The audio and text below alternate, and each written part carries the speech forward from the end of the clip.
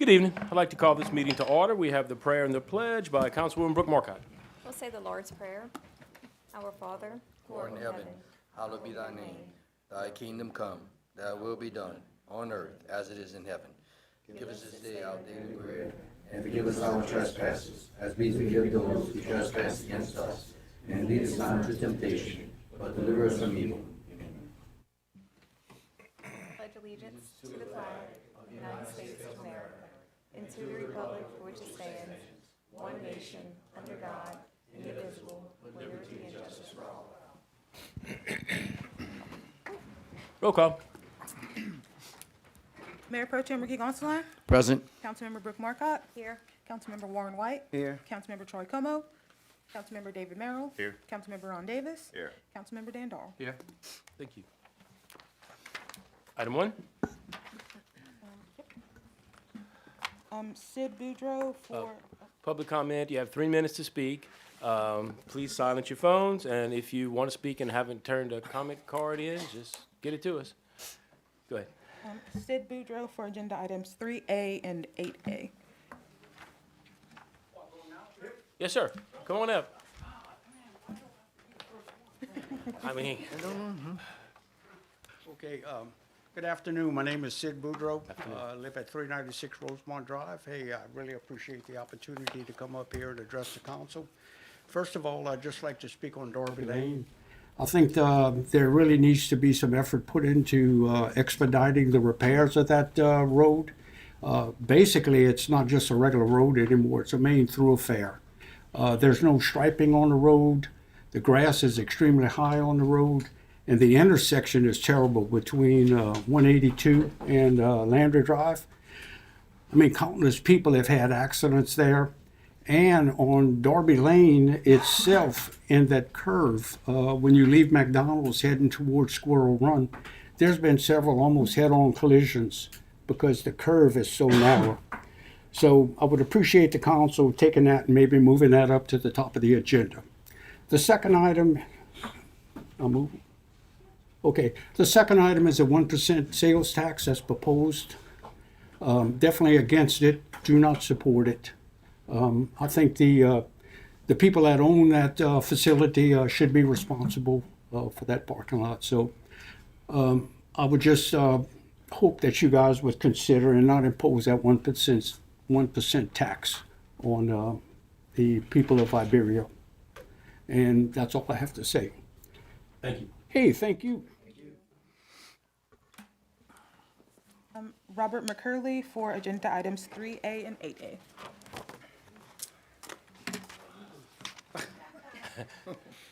How y'all doing tonight? Good. Probably much the same thing that Sid talked. My name's Robert McCurley. I live at 325 Steeplechase. That's off of Darby Lane. Once again, the grass on Darby Lane is atrocious.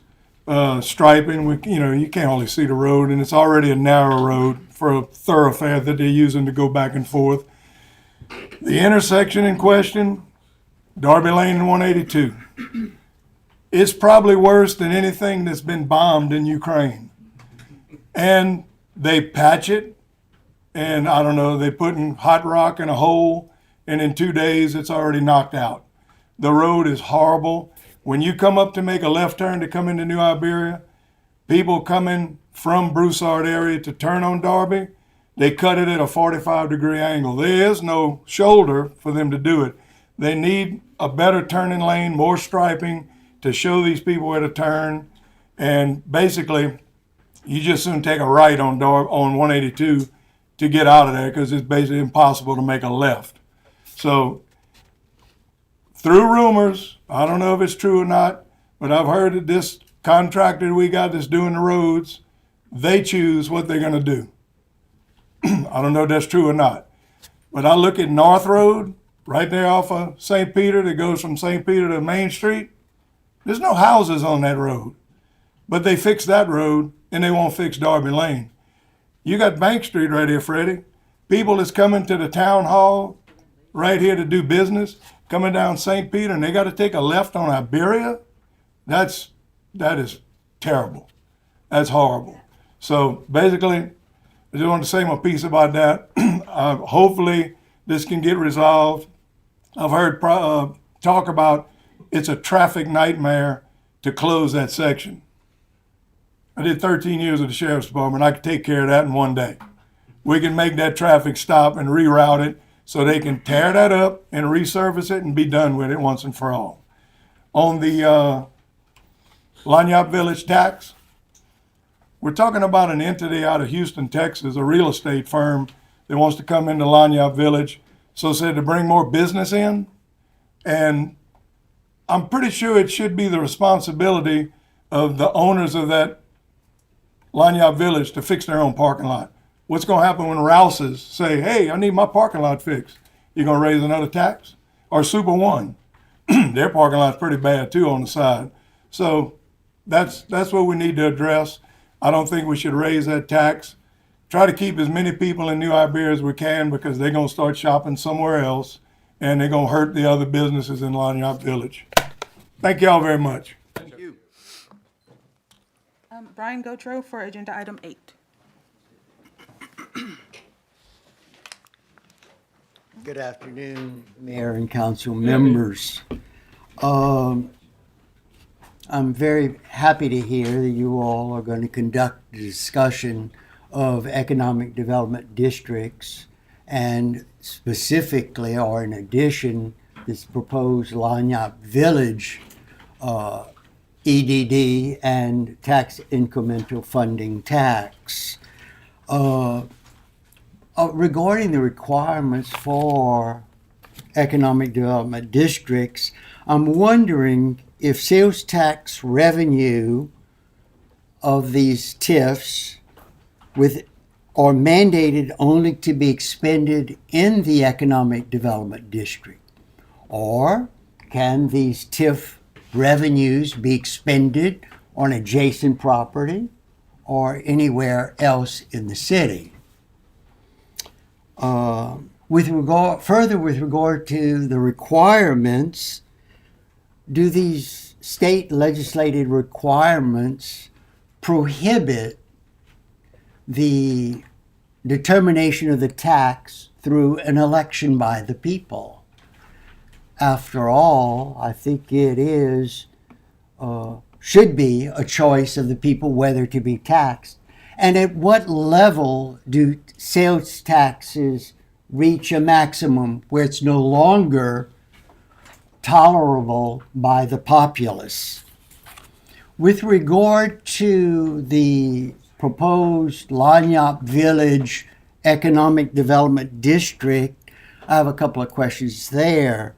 Currently, the city has 3 economic development districts, each of which has a 0.5% sales tax and is perpetual.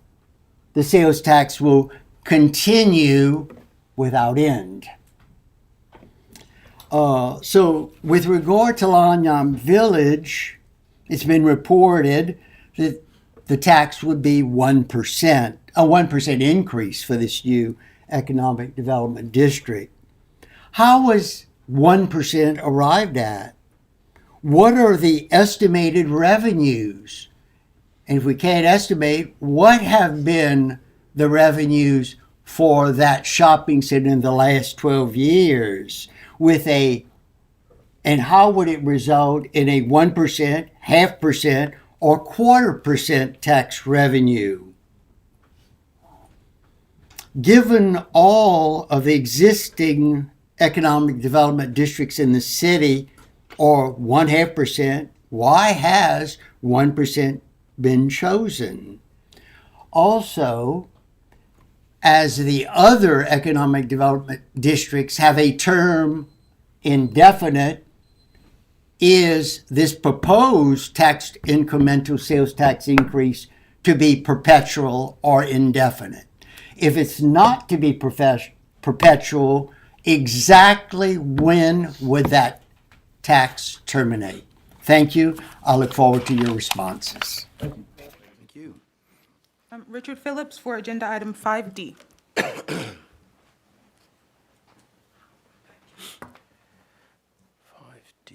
Oh, the new state law. Richard Phillips, 420 East Main Street. I'm getting to sound like a broken record, but he just raised the questions: who, what, where, when, why. When we talk before the meeting that discusses the very item that he's addressing, all we have is questions: who, what, where, when, why.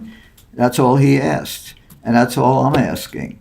How can I talk intelligently about what the meeting's going to be after I talk?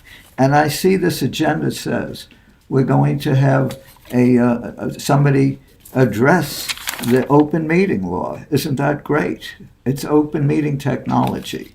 I don't know what that's all about. All I'm reading is that the mayor is going to negotiate with an agreement about open meetings. The open meeting law, which is part of the Lawson Act and is the open meeting part, is optional. The state may be the Lawson Act, but the city predates the Lawson Act. The city's 1850, the act was 1898. So it is possible that we can talk after. The 3 minutes can be after the council has spoken, because it used to be like that. If it was that way before, why can't it be that way again? Thank you. All right. 2A, Madam Clerk. Acceptance of the minutes, regular meeting of June 16th, 2026, which were published on June 20th, 2026. I need a motion. So moved. Mayor Pro Tem Ricky Gonsalas, looking for a second. Councilman Dandahl, any discussion on our minutes of June 16th? Everybody good? Please vote your machines. Thank you. 3A. John Charpentier with Bayrard Habit and Associates to provide an update on the ongoing street projects. Good evening. Good evening, sir. John? I didn't know it was going to be so popular today. Can you start with Darby? Yeah, roads are always popular. Can you start with Darby and Bank? Please. Because we're pretty sick of them too. Yeah. And Ashland. Yeah, yeah. Ashton, Ash is done. Ashton's done to the detriment of almost killing everybody involved in that joke. That road. Anyway, go ahead, sir. Not to mention your budget. Yeah. All right, so we have two active projects for the city. We have a concrete project and a asphalt overlay project, since that's the one everybody's most interested in. So basically, I handed each of you, it's just a road list summary. And on that summary, basically, I have some notes on the right side, yellow and green. It basically tells you which ones have been repaired and complete, which ones are ongoing. I have 9 streets under construction right now. They're trying to speed up the process a little bit to try to get. And some of these other ones are going to be smaller, so they're going to go much quicker. In like a week or two. They are trying to. Where they're working now, Julia Weeks, basically between Center Street and the west side of town. They're trying to basically finish all that whole section, which Darby Lane is a part of that.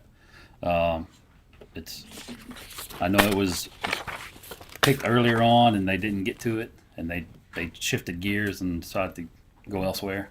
It is going to happen. I mean, I can't tell you the exact date it's going to happen, but probably within the next 30 to 60 days, they'll have everything on that side of town 100% complete. So, then that will be a part of Darby. Darby Lane, we do have to close. It is on a state highway. We do have to redirect traffic to another state highway, which takes preparation by them, because they have to get all the traffic control devices in order. They have to present a detour plan. We have to have the engineer review that, make sure all our stuff's up to snuff, before we can let them close the street. So, in that street, the striping is part of that. We are going to restripe Darby Lane from 182 all the way to Jane Street. We're not going to overlaying the whole street. We're only going to repair the intersection by McDonald's. And we have a small patch closer, not far from the curb. There's a rutted area that we're going to repair as well. But we are going to restripe the whole street when they come to do the pavement markings.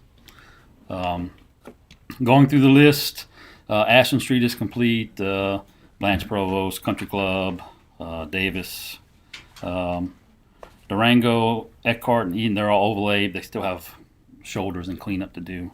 Fulton Street is complete. Gilbert and Lombard are both overlaid. They still have some cleanup and shoulders to work on. Iberia Hill and Henry, Jefferson, one block of Jefferson is complete with a little bit, with still shoulders to do. North Street, Pollard, San Inez, and Terry, those all been overlaid and or completed, on the process of being completed.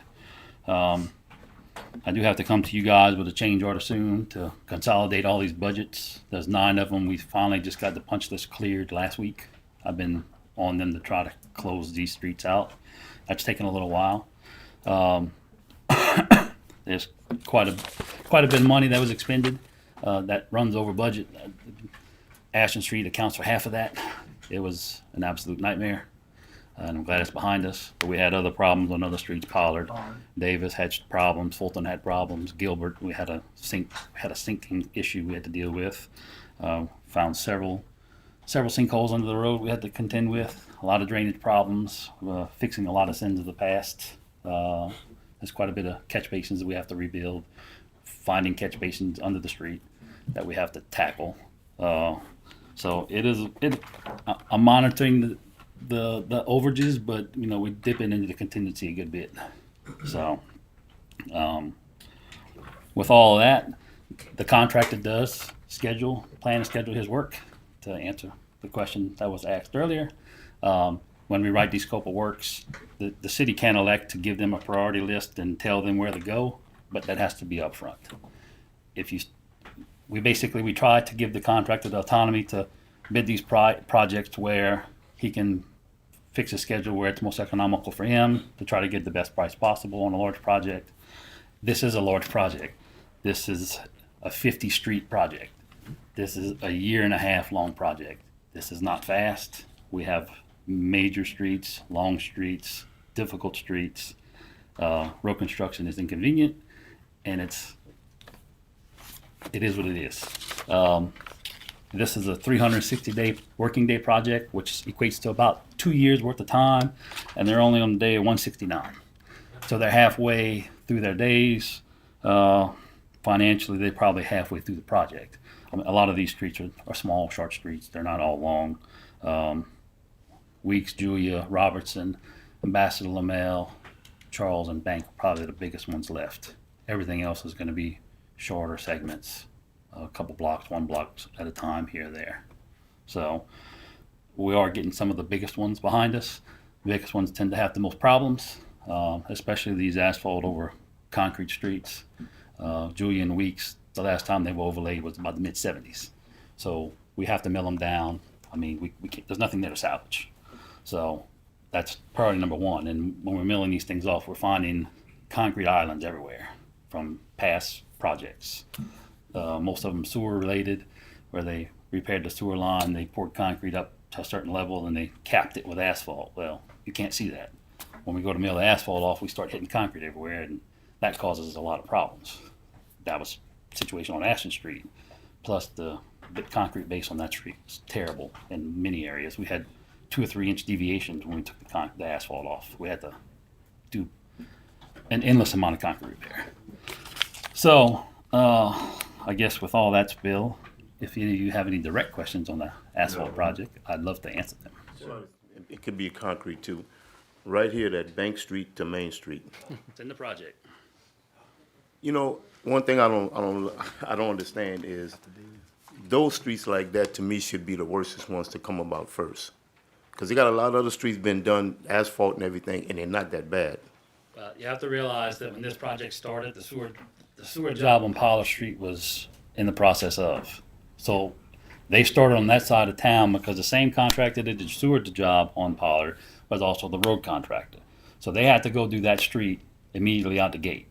So they wanted to tackle everything on that side of town because they want to keep all their mobilization as tight and close as possible to where they're working. So that kind of dictated where they started was the sewer project, which is a monumental project all to its own, replacing the main sewer line in that street. So I do understand your frustration and the concern. Again, in this project, we did not give them we want you to tackle this first. We could have if the city wanted us to do that, but that's not typically how these projects are put together. So I can request them go places, but that's only a request. Like to tell them to go somewhere, I mean, the city could probably say, "Hey, look, I really need you to go here," and they may elect to go there next. But they may elect to say, "Okay, look, if that's going to interrupt my stuff, it's going to cost you X amount of dollars for me to move my mobilization and skip around and go do other stuff." Not to say they would do that, but the contractor has the right to ask. Yeah. So- I just look at the visual part of it, not just for that, but for people's vehicles. Yeah. I'm saying you got some bad holes and stuff, and We've been getting complaints on Julia Street for 2 years before this project was even put out. There's complaints on St. Jude. The same problem. We did St. Jude. We did part of St. Jude that was in the district. There wasn't enough money to continue it. The rest of that St. Jude section is just as bad. We're getting complaints about that. I get it. I know, but this is only one contractor. They only got really one crew, and they're running through as many as they have 9 open right now. That's a lot of streets for one contractor. Right. So they're trying to push and move and do things and try to speed it up because they want to be done faster than you want them to be done.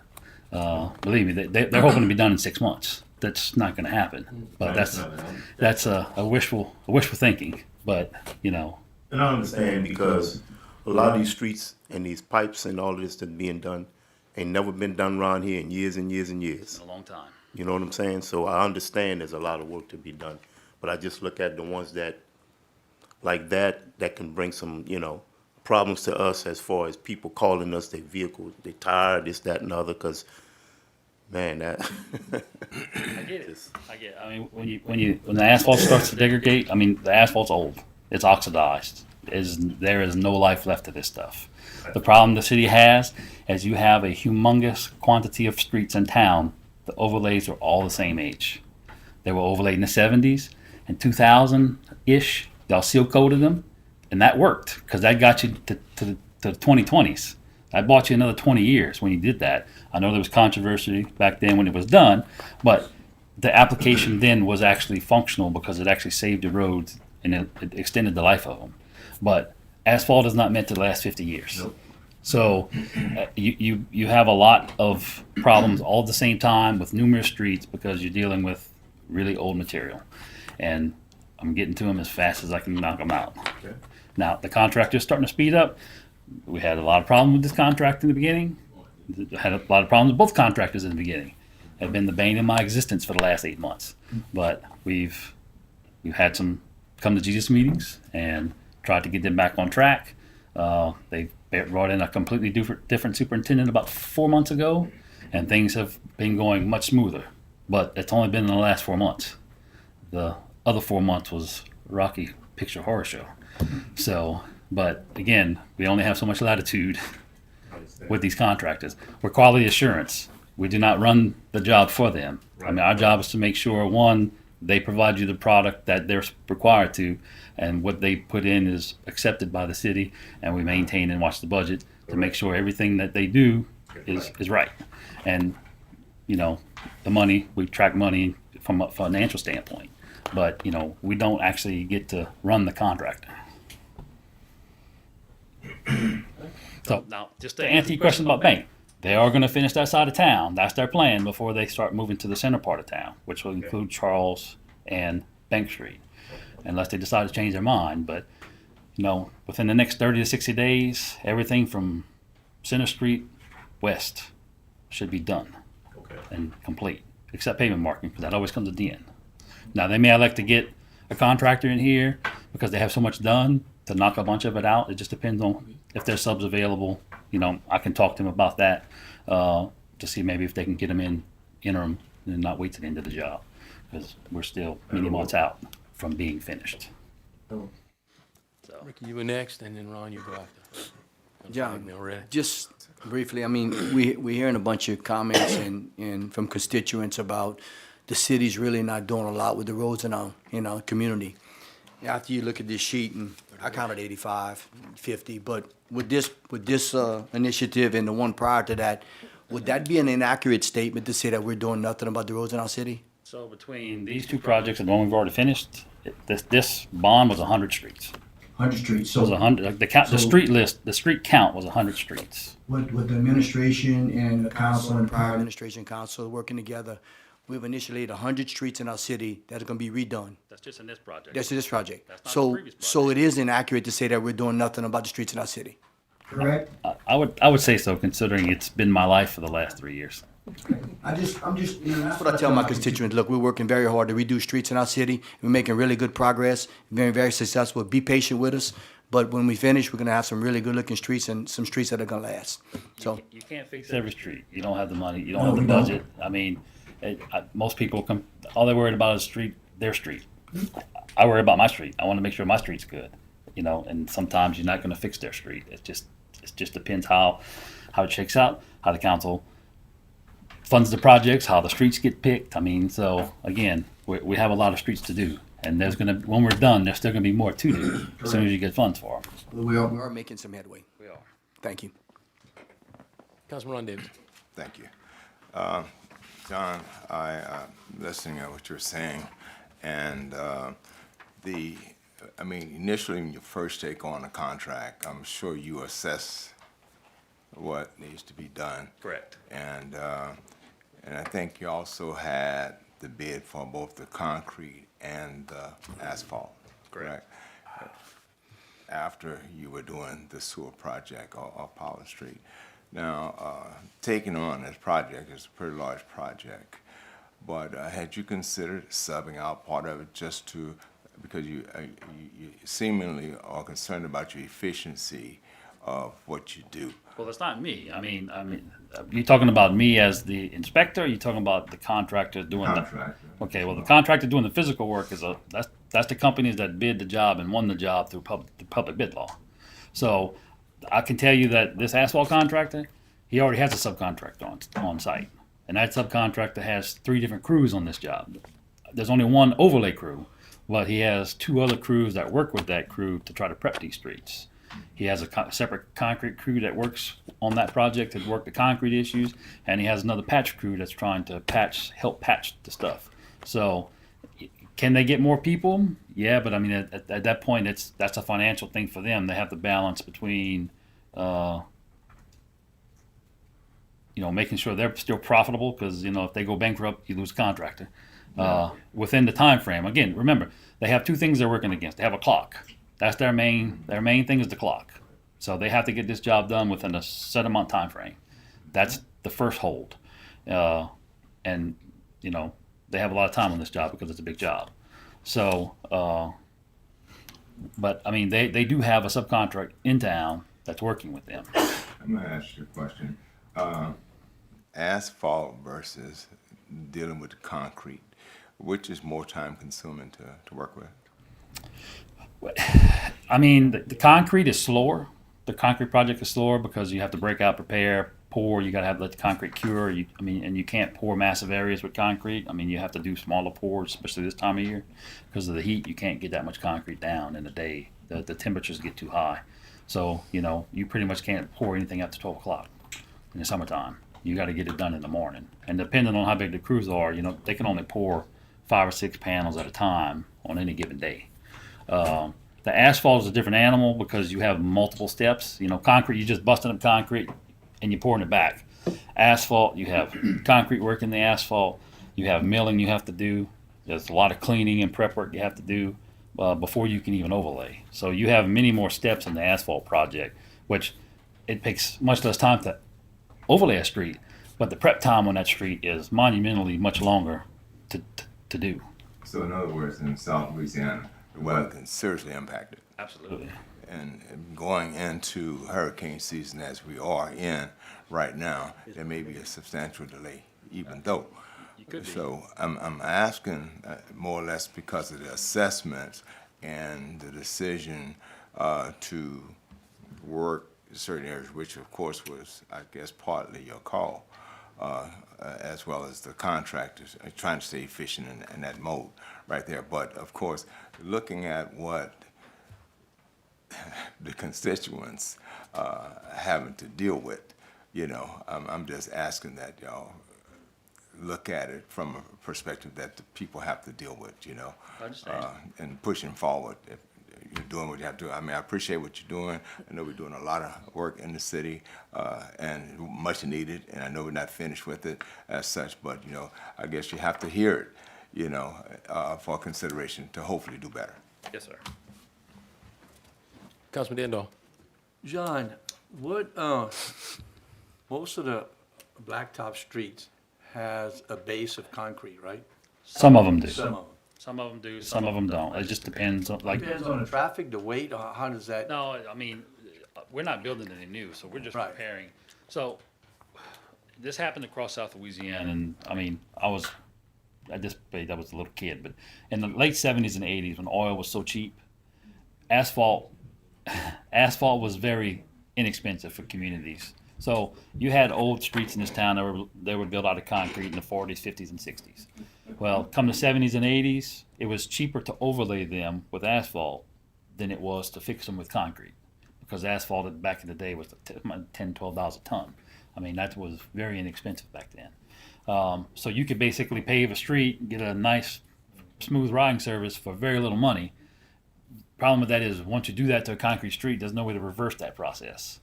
So now we're dealing with that now. So, and some of these streets have been overlaid multiple times. Like Ashton Street, there was 5 inches of asphalt on Ashton Street over the existing concrete.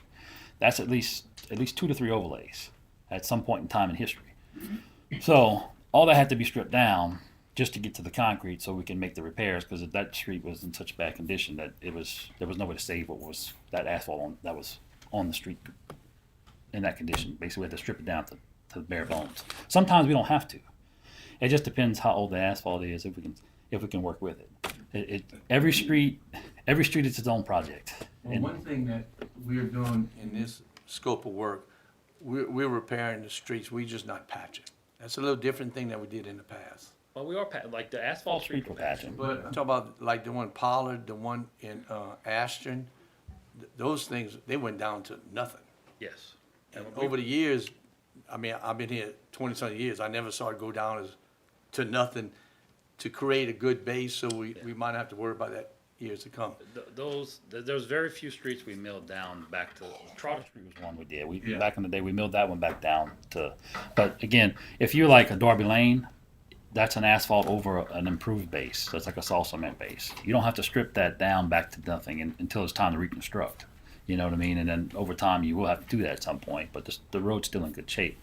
But an asphalt over concrete is a different animal. I mean, the concrete shifts, the concrete cracks. I mean, you know, it's a difficult. That is the hardest streets to fix, is an asphalt over an old concrete road. Because isn't a lot of problems we had when we had those dry years with the oak trees sucking all the moisture, and especially in the old district that I represent, those streets just went to nothing. Yes. Because of all the trees and that. But Mayor, in those last 2 big projects, how much money we spent on We the spent streets? $12.5 million out of pocket during my second term. We're spending 17.1 right now. We got a grant for $1 million, and that's about to start. That's Iberia Street. That's 30 million and a half. We got $1 million cash right now that we were blessed to get from Baton Rouge. We have 4.5 million coming next year. You'll match that with the 1.5 million that we have in the budget to be the match. That's an additional 6 million. That puts us at almost 37 million of investment. On top of that, right now, we are paying our engineer to do more design work to cut some time out, so that, because these projects go way slow for y'all, but way slow for us. And we all drive the same roads, and we all complain. I have to drive on the bank every day, those couple of blocks. So doing the engineering will cut some time out, that next year, when the state says go with the 4.5, and we have the match already at 1.5, that 6 million should get going pretty quickly. So, you know, that's our road plan, and that's what we've been doing. And it's unfortunately, you talk about this for a year before you have the money, you do the engineering, then you got to go through the bid process. We have not been lucky with some of the bidders we've gotten. By state law, we have to take the low bidder. We have a guy he's getting better, but he's learned on the job. It's been on the job training, and we couldn't stop it. So he's not as fast as we would like. His 6-month projection would have been wonderful. He could have done that. It's going to be a year and a half. We don't know who our next bidder will be. We're putting the plans together. It's why you hire a good engineering firm that polices all of this, because we are getting good work, There are times that it is off your effort and your back to make sure that we get good work, but that's why we keep hiring you. Because we can rest assured that this, will be at 3.6, 3.7 million, 37 million, by the time I get out of here. And, this is my third council, and we've concentrated on roads through all three councils. I can tell you what we are completing and what's done is done to a level that it's gonna hold up, and it's not road in a can of, coating things and, patching stuff. What we're getting is good work, but that's kind of a rundown of the money. Okay, thank you. Yes, ma'am. Councilwoman Brooke you. Marcotte, last, maybe. I just wanted to thank the two gentlemen that came up here and mentioned Darby Lane. That way you guys can hear someone else mention it besides me. I know I've mentioned it several times, but, and that's only two people out of, I see a lot of familiar faces that I've actually talked to about Darby Lane already. Myself. Yeah, it's in bad condition, and I just really hope the contractor can get to it. They had a lot of time to plan it out, several years. Thank you. No problem. Anybody else? They answer all the questions that were probably asked, so. Okay. Anybody else? Everybody good? About Darby Lane. Thank you, sir. Thank you, John. Yeah, We talk about asphalt, but that front sheet is your concrete. Thank you. Yes, sir. And just so you know where they are and what they're doing. It's on the time, yeah. Yeah, so they're gonna be on Santa Clara for the next 2 months. Okay. So they're concentrating on that one. St. Jude and Banks. Thank you, sir. Thank you. Thank you, man. 3B, Madam Clerk. Grayson Stepanek with Goodwill Industries of Acadiana Incorporated to discuss Goodwill's free services and local impact. Thank you so much, evening. Council, for your time, Mayor. My name is Grayson Stepanek, Director of Marketing and Communications for Goodwill Acadiana.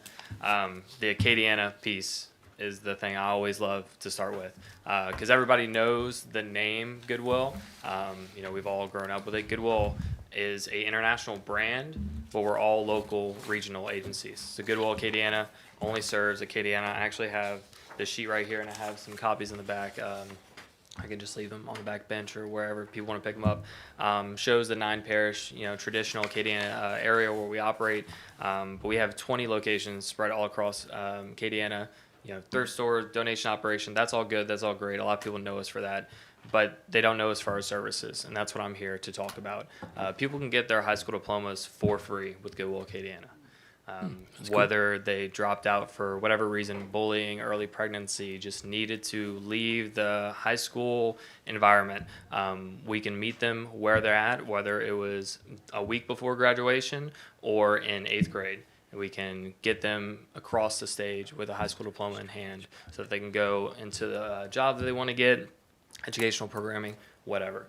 We do that for free for everybody in Acadiana, whoever is wanting to use that. We have employment assistance, so we help people get jobs not only at Goodwill Acadiana, but in the community. And we help them with things like resume assistance, interview prep, anything that you think of when it comes to like career services, helping somebody get ready for a job. We do that for free for our community members. We also have crisis assistance. So if somebody is experiencing homelessness, house fire, flood, whatever it may be, they need that short temporary boost to get up back on their feet.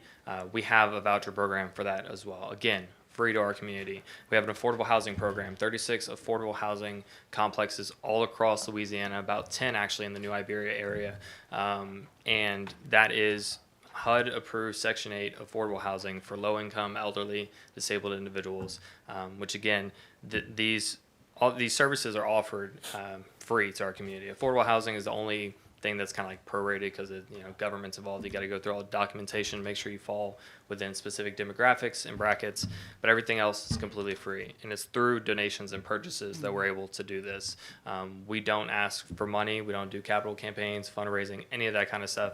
We just ask for the items that you don't want to use anymore. You can give a second chance because we're an organization of second chances, not only for items, but for people in our community, our team members as well as Acadiana. So really was excited to come up here and just spread the news of our services. We touched about 9,000 lives last year. The one that I love mentioning is we had 40 high site graduates last year, that the new kind of expanded GED essentially. 40 people who now have their high school diplomas and can go out and do whatever they were wanting to do, right? And that's 40 people, but that's 40 families, that's 40 networks, 40 communities that have been uplifted through your donations and purchases and the generosity of our community. So again, thank you. I have the copies of this if anybody wants to use them, but I appreciate y'all's time. Any questions? Yeah. Thank you. Yeah. Yes, questions, comments? No, thank you for your service within the community. I mean, those are much needed services. A lot of them I wasn't aware of, you know, but it's nice to hear. Awesome. So, get your contact. I'm sure there's a lot of people I know that can use it. Definitely. I'm here if y'all ever need anything. I'll get my email sent. I forgot who it was that helped. Yes. Lane. She has my email, so we'll get that sent out. Thank y'all so much. Good, thank you. Thanks for coming. Thank you. 4A. Ordinance number 2026-19, an ordinance accepting the proposal from Ceres Environmental Services Incorporated for disaster recovery services and authorizing the mayor to execute any and all documentation in connection therewith. I need a motion to open this public hearing. Motion. Second. Councilman David Merrill and Councilman Ron Davis. Is there anyone here to comment on this item?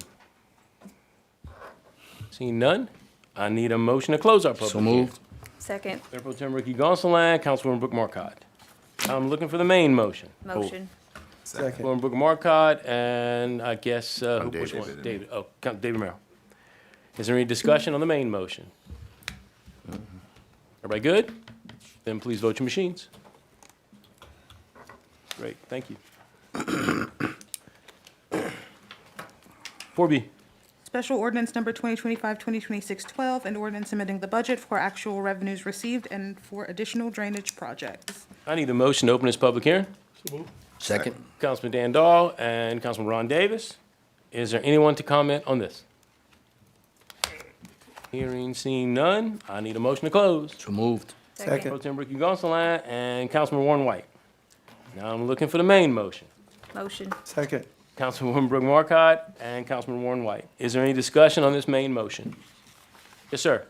Mayor, is that some of the monies from the mosquito control? Yes, these are the drainage projects that we went over about 2 meetings ago.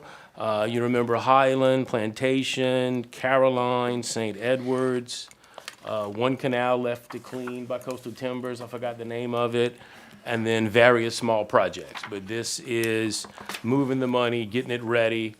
Chandler, we already have a contract with him. He's doing our engineering. Again, we're trying to speed our engineering up, so as the money's available, we can roll. But this constitutes about a little over 3 million, I think 3.7, almost 4 million of drainage money. So the project about Victory in that area? Yes. That has not been engineered yet? Yes, that, Preview and Victory is under contract with Triumph, this same road contractor. He was the low bidder on that as well. But that project, they've started to score streets. I'm trying to get them as much as we can to get the work around the school done as quickly as possible because it's summer. They are working on that. I had a discussion with Chandler this morning because they're not as fast as we would want them on this project either. But they're our low bidder. But So- Victory is not part of that contract? No, not all of it. This Okay. is more, and then we also have a sewer contract coming that I'm Right. trying to coordinate that while the streets are broken up, Okay. we could replace the sewer lines. I'm not sure that that's gonna work as well as I would like because our contractor's not fast. Okay. But thank you. that is all of these projects that we're moving the money, so as they come online to bid, we can go. Okay, thank you. So, Yes, sir. so according to the spreadsheet that I read, it's $750,000 from Mesquite roughly, or? 3.75 Yeah, million. 3.7, Yes, yes, sir. 3.75 million additional. Yep, Okay. yep, and it's about $4 million worth of drainage. And we have more coming. We're one very small step away from a right-of-way, and then we can release the Acadian Acres Detention Pond for bid. We have one right-of-way signed. We're negotiating to sign the other one. Once we get that done, then that paperwork goes back to, and it won't be long that our engineer on that project, which is Fenster-Maker, can put that project out for bid. That'll be another $3 million of drainage. Everybody good? Let's see, we had our motions, we had everything. Please vote your machines. Thank you very much. 4C. Special ordinance number 2025-2026-13, an ordinance amending the budget to account for the sale of property. I need a motion to open our public hearing. So moved. Mayor Pro Tem Ricky Gonsalas, Second. Councilman David Merrill. Is there anybody from the public to discuss this item? Seeing none, I need a motion to close. Motion. Second. Councilman Brooke Markcott, Councilman Warren White. Now, I'm looking for the main motion. Motion. Second. Councilman Brooke Markcott, Mayor Pro Tem Ricky Gonsalas, any discussion on this item? Yes, That's sir. the property that's by the academy Yes. that we sold to. That for is them to the retention property that pond we or sold whatever. to the developer. Yeah. We purchased the property, we put a road in to give another exit for the Pepperplex. We covered all of that. We keep the road, we got a permanent right of way, and then we were able to sell the same piece of property Yeah. and keep our road. So it's a good deal for us. We got what we needed, made a little money, and we don't have the maintenance. Thank you. Everybody good? Please vote your machines. Thank you.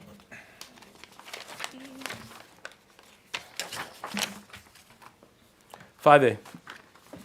Resolution number 2676, a resolution ratifying and confirming the election and appointment of Peter Crackey as a member of the New Iberia Fire and Police Civil Service Board as the employee representative for the New Iberia Fire Department for a 3-year term ending on July 28th, 2029.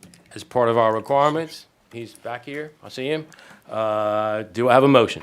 So moved. Councilman Ricky Gonsalas, Councilwoman Brooke Markcott, is there any discussion? Pete, I want to thank you, you do a great job, and I'm glad you're re-upped. Everybody else is good? Then please vote your machines. Thank you. We'll have our new police rep at the next meeting. He was going to do both tonight, but he couldn't come, so we'll have, he was already scheduled to be out. So next meeting, we'll bring the new police rep. All right, 5B.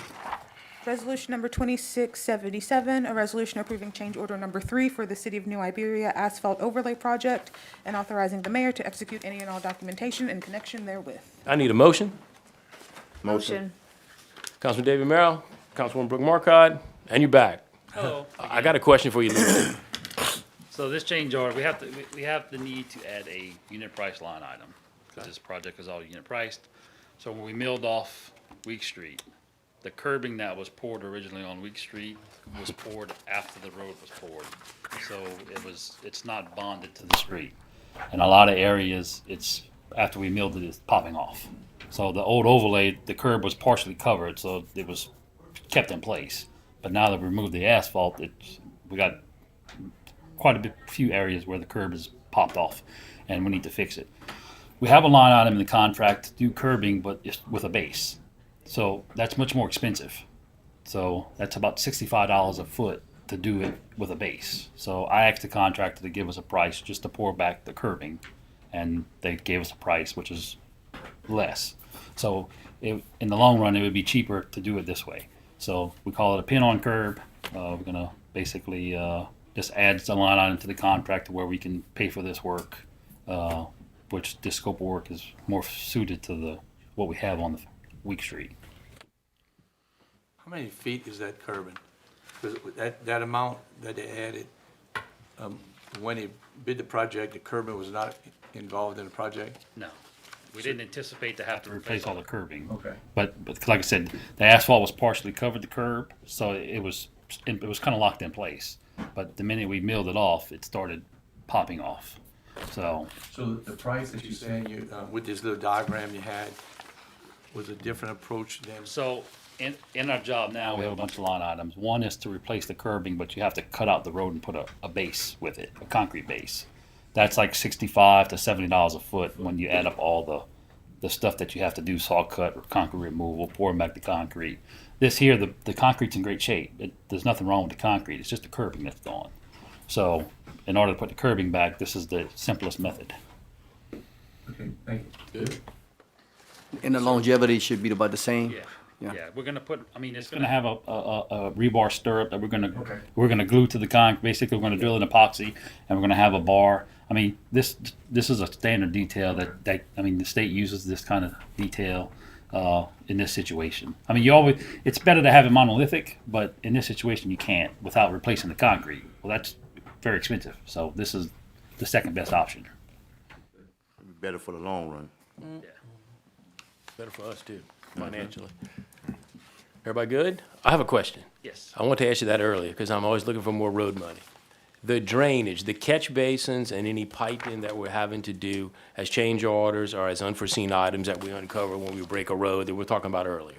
Can you break those costs out for me of exactly how much the drainage cost, anything associated with those catch basins? It's broken out pretty much already. have a unit price line. So I could total that up, and then I could use drainage money to pay for that, and it would preserve some of my road money, because we're eating away at our extra. We had money left as a contingency, because we knew this is an old town, and we got a story every week of he calls me constantly of what we uncover. So we're eating up in one day sometimes. So we're eating up our reserve. That would be a way that I could at least be assured that I put some money back in that reserve. So you wouldn't have a problem with that, and you could do me a summary so that I can get approval to use the drainage money. Yeah, I can do that per street, because Well, those line sir, items are. that might be something good. So if you don't mind, can you put it on your list? Yeah. Because that could save us some money and help us build up a little better contingency. That's good. Or go toward my match next year. Yeah. You know, our match, whatever. Thank you. Yes, sir. John, Yes, sir. those catch basins that we're finding undetectable, when you do it, are we GPSing them, marking them for future reference, or exposing them? Oh, no, we're bringing them to the surface. Are you bringing them, sir? Okay. We're either putting a manhole, we're either putting a manhole cover on them because it's a junction box. And in one case, like on Pollard, we actually put a catch basin top. Because, not that it really catches any water, but, I mean, it's there. You can basically clean it out and whatever from now on. They are exposed now. Yeah, we're not bearing anything back. Yeah, we're bringing everything to the surface, or we're rebuilding them because, we have to. That was it. Good deal. Everybody good? Yeah. And please vote your machines. Thank you very much. Give me that list. I'll get that to you. Thank you, sir. Have a great evening. You Thank too. you, John. 5C. Resolution number 2678, a resolution authorizing Director of Planning and Zoning Jane Bro to act on behalf of the City of New Iberia pertaining to the NIPD Priority 1 Response Drone as a First Responder Safety Initiative grant application. This is a COPS grant. We try for it every year. It's national competition, but we give it a shot. Do I have a motion? Move. Second. Councilman Ron Davis, Councilman Warren White, is there any discussion? Be good if we got it. All right, good. Please vote your machines. Thank you very much. 5D. Resolution number 2679, a resolution authorizing the mayor to negotiate and execute an agreement with Open Meeting Technologies LLC for council meeting management software, and further authorizing the mayor to execute any and all documentation in connection therewith. Do I have a motion? Motion. Pro Tem Ricky Gosselin, Councilwoman Brooke Marcotte, and I'll explain what this is. This is a new state law that we have to record our votes, so our buttons and our little antiquated little voting machine is going to not be utilized anymore, and we will have basically an iPad at each one of our spots. It records the vote, it shows the vote. There'll be a screen it'll be on our big screen in the back. It shows you who voted. It has some other little features to it, but this is something that the state passed. So we are rushing they didn't give us much time, so we are rushing to try to be in compliance, and Laney's been working on that, and really has done a great job of onboarding everybody, of getting it done quickly. The company even remarked that nobody did it this fast. Most of our equipment's here. It's all here, I think. So we'll be swapping over, but that's something that, to meet the state law, we wanted to move as fast as we could. Yes, sir. So with these little iPads, when someone makes the motion second, you don't have to worry about who did it, or does it automatically? No, I still will. Okay, I like to worry about I that. understand. Yeah. No, so I'll still Okay. do my thing. I know some people don't call everybody's names. I think it's important to know who's active, who's No, I doing was just something, wondering. who's involved in an issue. I think it's a lot of work, but I think it's kind of cool. So I'll still do that, I think. Yes, sir. What is our deadline as far as trying to get it done real quick? August. That's not bad. You got all the equipment and everything we need, right? Well, it all came in, so now we got to get it hooked up, but we'll make it. We'll make it. Anybody else? Is the state going to pay for it since they're rushing us? No, ma'am. They give us a lot of things. Look, they give us a lot of money. I'm not getting jack, but there are a lot of things they require that doesn't come with the check. I figured I'd ask. Yeah, Thank you. Thank you. Everybody good? Please vote your machines. Thank you very much. Fabi. Resolution number 2680, a resolution designating the municipal clerk as the municipality's authorized representative for purposes of obtaining voting credentials and casting the municipality's vote at the annual business meeting of the Louisiana Municipal Association and otherwise providing with respect thereto. I need a motion. So moved. Second. Mayor Pro Tem Ricky Gonsalas and, who had the second? Councilman Ron Davis? That's good. This is so Laney can vote. Anyway, any discussion on that item? Congratulations, Laney. Yeah, so she'll be able to vote at the conference. All right, well, if everybody's good with that, then please vote your machines to give Laney permission to vote. Okay. At the conference. At the only at the conference. Not at the council meeting. Yeah, not the council here. meeting. No, she can't vote here. Golly. I mean, if you want to join the club, I it's don't. it's not always fun, you know? No, thank you. All right, thank you. 6A. Introduction of ordinance number 2026-20, an ordinance declaring certain New Iberia Police Department vehicles no longer needed for public use as surplus and further authorizing the sale of same at a cost not less than $5,000 in accordance with state law and setting for public hearing on August 4th, 2026. Yeah, I need a motion. Motion. Second. Councilman Brooke Marcotte, Councilman Warren White. These are surplus police cars that we will be selling. We are gonna try to get more than $5,000 for them, but if you remember in the past, we had to come back 3 times because the offers were less than we had been ambitious and put 10 or 15,000. So this will allow us to get the most that we can get for them, but we won't have to come back. The money that we receive from these goes in the kitty to re-up and re-equip new cars. And new budget is coming in November, and we will be purchasing additional cop cars because we still have some 2018s when we brought the PD back and built the PD. And they're old and they have radiator problems. They seem to blow up their radiators, and we've lost a few engines. It is becoming time. So anyway, we're selling these to be prepared and get ready so that when new budget hits in November, we can order our new cars. Any questions or comments? Everybody good? Please vote your machines. Thank you very much. All right, now we have a long list of demo properties. That's a good thing. We're cleaning up community up. Madam Clerk, 7A. Resolution number 2681, a resolution declaring the building at 202 North Chestnut Street, District 5, is in a dilapidated and dangerous condition and setting for public hearing on August 18th, 2026. So 202 North Chestnut had a tree fall through it. Good evening, by the way. How y'all doing? Good, sir. This is half a house, about. So it needs to go down. Sorry about my text being upside down there, but I didn't notice my labeling was flipped. Coming right there. It's an automatic thing. Can you see the house? What's that? Can't even see the house. Huh? No, it's overgrown, but the house is half gone. Have we contacted the owners or sent out letters out? Not yet. That's what today is about. We're gonna Okay. be setting public hearing soon, and I'm gonna be notifying in that time period. Then comes asbestos and Right. bidding and all of that, so. And our demo attorney's here. Yeah, it's, Yeah. okay, glad to see you. Yep, yeah, glad you're here. Oh, geez. So is, 202 Chestnut, that one, a lot. That one was a lot of tax sales and, yeah, that one, but, you know, looking at it, it's like, what is your liability? You know, if somebody happens not to get noticed, so, anyway. Thank you. Hopefully they're not all that complicated. No, that was, I think this was the only one that was really, out of the last 20 I've done, probably. Took me the longest, probably. yeah, I can see. I looked at this one and I said, oh yeah, I've seen those before. But, you know, a lot of this is out-of-state people. So it's an absentee, so McKinley James gets notice for them. We don't have to track them down, but, yeah, okay, all right, Good, good. good.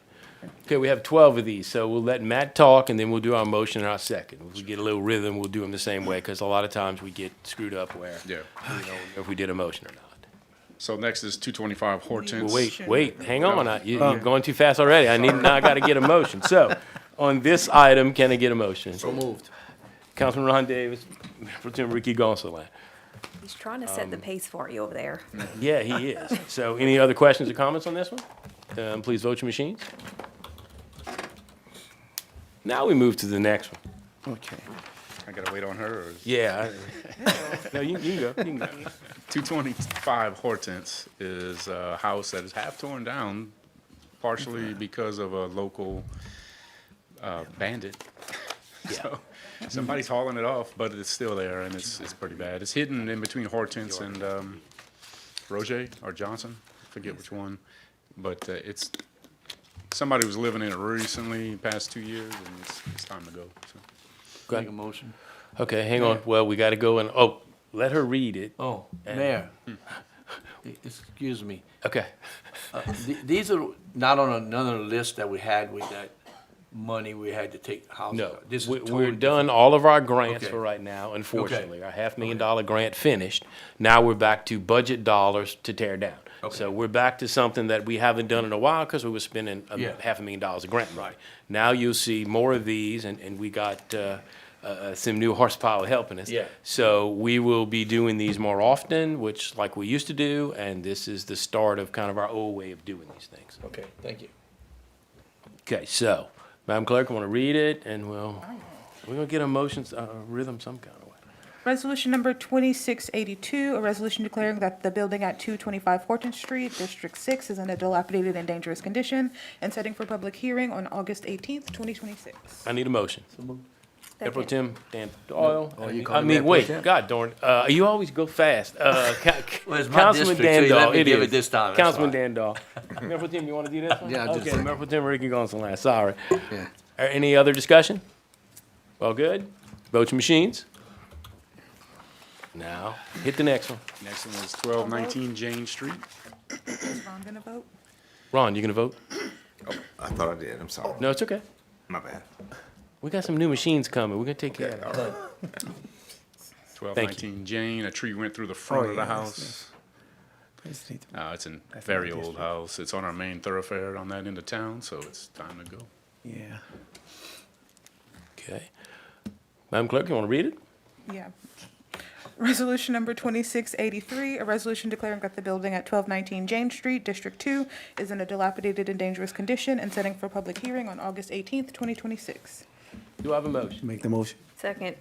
Councilman Warren White, Councilwoman Brooke Marcotte, any other discussion? All good? Yeah, I'm glad it's gonna be torn down because it's our sewing too. It is, When sir. you're passing on James Street. Yes, sir. Notice for this one. Good. Well, thank you. Yeah. Okay. All good? Please vote your machines. Thank you very much. Next is 110 Reynolds. This one's a little different because we had issued a permit, a remodel permit 2 years ago, or maybe more, I forget. Not much has been done, so we'll hold some feet to the fire. It looks great, it looks okay from this point of view, but what I didn't show you is that the whole back is open. Oh. So, it needs some work. Good. Madam Clerk? Resolution number 2684, a resolution declaring that the building at 110 Reynolds Street, District 3, is in a dilapidated and a dangerous condition, and setting for a public hearing on August 18th, 2026. Do I have a motion? Motion. Second. Councilman Brooke Marcotte, Councilman Dan Dahl, any other discussion? Please vote your machines. Thank you very much. 713 Turiak is half of a trailer, half of a mobile home, Yep. as you can see. Have we seen that one before? I have Is seen. this Well, the we've first talked time? about it. Oh, We gotta okay. go through the process of Okay, okay. discussion items and, yeah. Yeah, that's it. It looks familiar. Madam Clerk? Resolution number 2685, a resolution declaring that the building at 713 Toriak Street in District 2 is in a dilapidated and dangerous condition, and setting for public hearing on August 18th, 2026. I need a motion. Make a motion. Second. Councilman Warren White, Representative Ricky Gonsalas, any other discussion? Then please vote your machines. Thank you. Next one is 507 Silver Street. This one, the owner approached me recently, he wants to pull a permit, so we'll see, well, I guess what you guys want to do with it. come the hearing, and he'll probably show up to that. So That was one we thought we looked at else also. 507, yeah. oh yeah. Madam Clerk? Resolution number 2686, a resolution declaring that the building at 507 Silver Street, District 4, is in a dilapidated and dangerous condition, and setting for a public hearing on August 18th, 2026. I need a motion. Motion. Second. Councilman David Merrill and Councilman Warren White on this one. Is there any other discussion? Everybody good? Please vote your machines. Thank you very much. Up next is 496 Apricot, and this one is down. The homeowner decided to take, A victory. It's an easy yeah, fix. he took care of it. So Except the trash. Yeah, he's got to clean it up. he's though. got to clean it up. I spoke with him, so he's working on it. Do you want to leave it on the list to make sure he cleans it up, or you want to take it For off? now, I guess, yeah. He's gonna work on it. But we have August 18th, it's a month and a half away. Yeah, I think leave it on the list. Yeah. Madam Clerk? Resolution number 2687, a resolution declaring that the building at 496 Apricot Street in District 1 is in a dilapidated and dangerous condition, and setting for public hearing on August 18th, 2026. I need a motion. So moved. Councilwoman Brooke Marcotte, Representative Ricky Gonsalas, any other discussion? And if he cleans it up, we'll take it off. Please vote your machines. Thank you very much. 915 Anderson, it's been on our grass cutting list for a long time. Has bees, so we have to get rid of them first before we tear it down, but it needs to be torn down. Madam Clerk? Resolution number 2688, a resolution declaring that the building at 915 Anderson Street in District 2 is in a dilapidated and dangerous condition, and setting for public hearing on August 18th, 2026. I need a motion. Motion. Second. Councilman Warren White, Councilman Ron Davis, is there any discussion on this item? Everybody's good? Please vote your machines. You gonna call somebody to get those bees? I don't like to kill them. Oh, we may, Okay, I good. may take them, I don't know. Okay, Or well. or Richard. Yeah, no, that's good. I just don't like people to spray them. All right, next. Our notorious 508 Julia Street. Yeah. You can see the grass, it Yeah. grows like crazy right there. We've cut it 3 times this summer already. That was Madam Clerk? yesterday. Resolution number 2689, a resolution declaring that the building at 508 Julia Street in District 5 is in a dilapidated and dangerous condition, and setting for public hearing on August 18th, 2026. I need a motion. So moved. Councilman Ron Davis, Representative Ricky Gonsalas, is there any discussion? Yeah. Yes, sir. AK, on this particular one, what does the contact list look like? It's not much, it's it's actually one LLC, and I had 2 addresses for it, and then one out-of-town LLC. I think that was from a tax sale, and then it's been adjudicated to the city of New Iberia, so. Yeah, 'cause I had a recent call on asking about it, so. Yeah, there's not much, I mean, there's just a little bit of notice, so. All right, thank you. Everybody good? Please vote your machines. Thank you. Next, we have 419 Deer, which there's not much left. It's all falling away. That was easy picking. It's kind of sad we have to keep this on the list because Well, it ain't much left to it, but do what we gotta do. yeah. Madam Clerk? Resolution number 2690, a resolution declaring that the building at 419 Deer Street in District 4 is in a dilapidated and dangerous condition, and setting for a public hearing on August 18th, 2026. Do I have a motion? Motion. Second. Councilman David Merrill and Councilman Ron Davis. Is there any discussion on this item? Are they contacting them about that trash and stuff still there? Are they tore it? There's one contact, they both live on Iberia Street, so it's really just one, it's 2 people that both live at this Iberia Street address is the only notice that needs to be sent. All right, that's good. Local, yeah. We'll pick up whatever's there. It's- All right. Yeah, Yeah. yeah. It's fine. Everybody good? Then please vote your machines. Thank you. Next is 806 Edna. You can see the back of the house through the front door, so there's trees through it. So. All right, Madam Clerk? Resolution number 2691, a resolution declaring that the building at 806 Edna Street in District 5 is in a dilapidated and dangerous condition, and setting for public hearing on August 18th, 2026. I need a motion. Move. Second.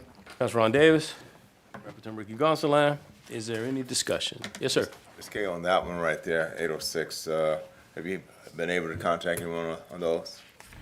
We have, it's been adjudicated, City of New Iberia, Parish of Iberia, and then there's one individual. I'm not sure if he's still alive. I know the wife is not. We do have an address for him, so, I should can we help with that. notice on that, so.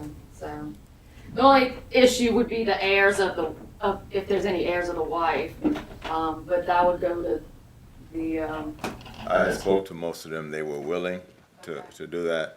And as far as the husband, I can help you with that too. Okay, sure, yeah, I mean, if we can get people to waive notice, that's a big help. I mean, that's money you gotta spend out, I mean, you gotta send all this certified, you gotta hire,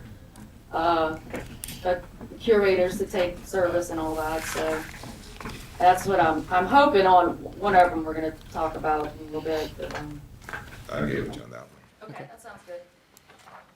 Everybody good? Please vote your machines.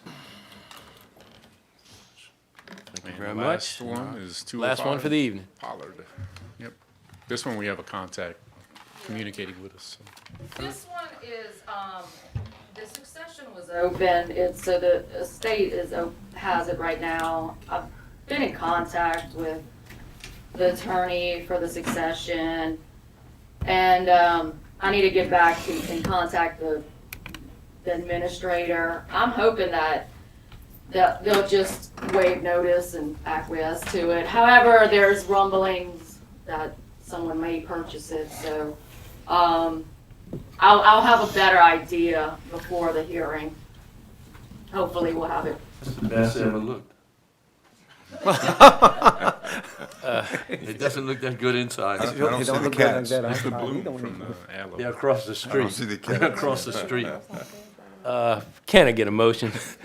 You got ready for it. Councilman Tantoro and Mayor Pro Tem Ricky Gonsalas. Is there any other discussion? She didn't move. Oh, I'm sorry, you didn't read it. Go ahead and read it. I'm sorry. Resolution number 2692, a resolution declaring that the building at 205 Pollard Avenue, District 6, is in a dilapidated and dangerous condition, and setting for public hearing on August 18th, 2026. So move. Okay, yeah, we had a motion and a second. So is there any discussion? So, that's amazing. So what Ms. K talked about, does that speed us up or slow us down? For if they would waive the service? Yeah. I mean, we could probably put something where, they waive service and, that they wouldn't attend the public hearing or something like that, Yeah. Now, it is a public hearing, I guess it wouldn't just be, the owners of the property. I guess anybody else can say something, but I can't imagine So, somebody would say, oh, no, we want to keep it on. so are we cutting the grass or the neighbors cutting the grass? Somebody's got. Yeah, we're not. We're not right now. Okay. Thank you. Everybody good? Any further discussion? Please vote your machines. Thank you. Thanks, Matt. Thank you very Matt. much. Doing a great job.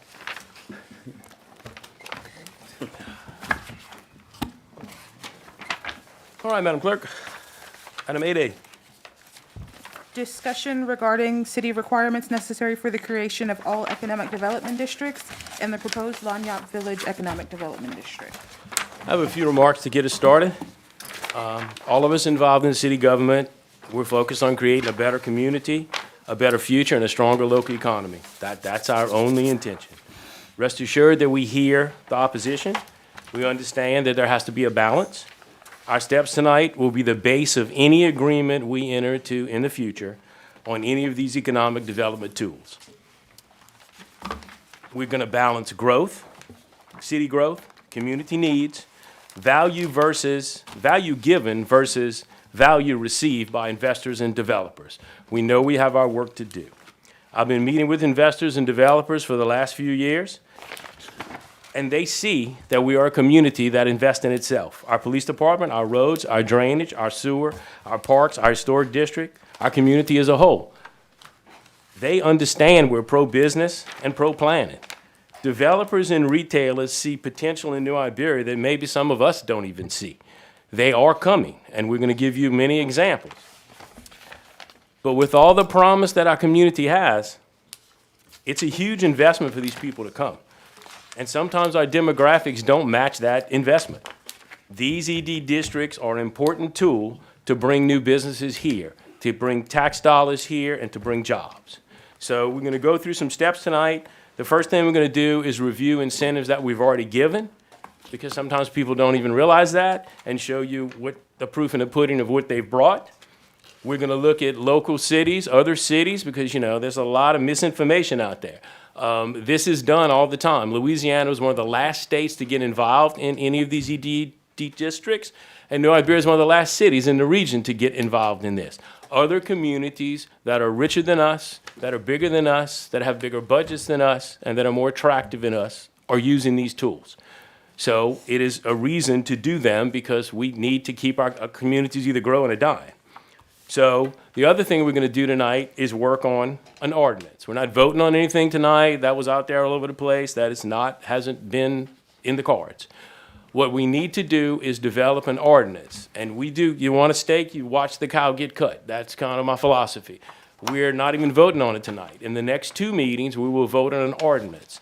The ordinance is the basis for why we do this, how we do it, and the rules to do it with any of these. We don't have a deal with anybody. We haven't signed anything. We're not paying for things that are done that are outside of this deal. We don't have a deal yet. The next step, as we said in the last meeting, the work now begins. We need to do an ordinance that gives what that value is going to be, that says what's good for the community, what's not, what we would fund. There'll be some things we won't fund. You'll see in the ordinance, there's going to be job requirements, there's going to be sales tax requirements, they're going to have a sunset. All those things will be worked out. This is a long process, and it ain't going to be quick. The first thing is to do an ordinance.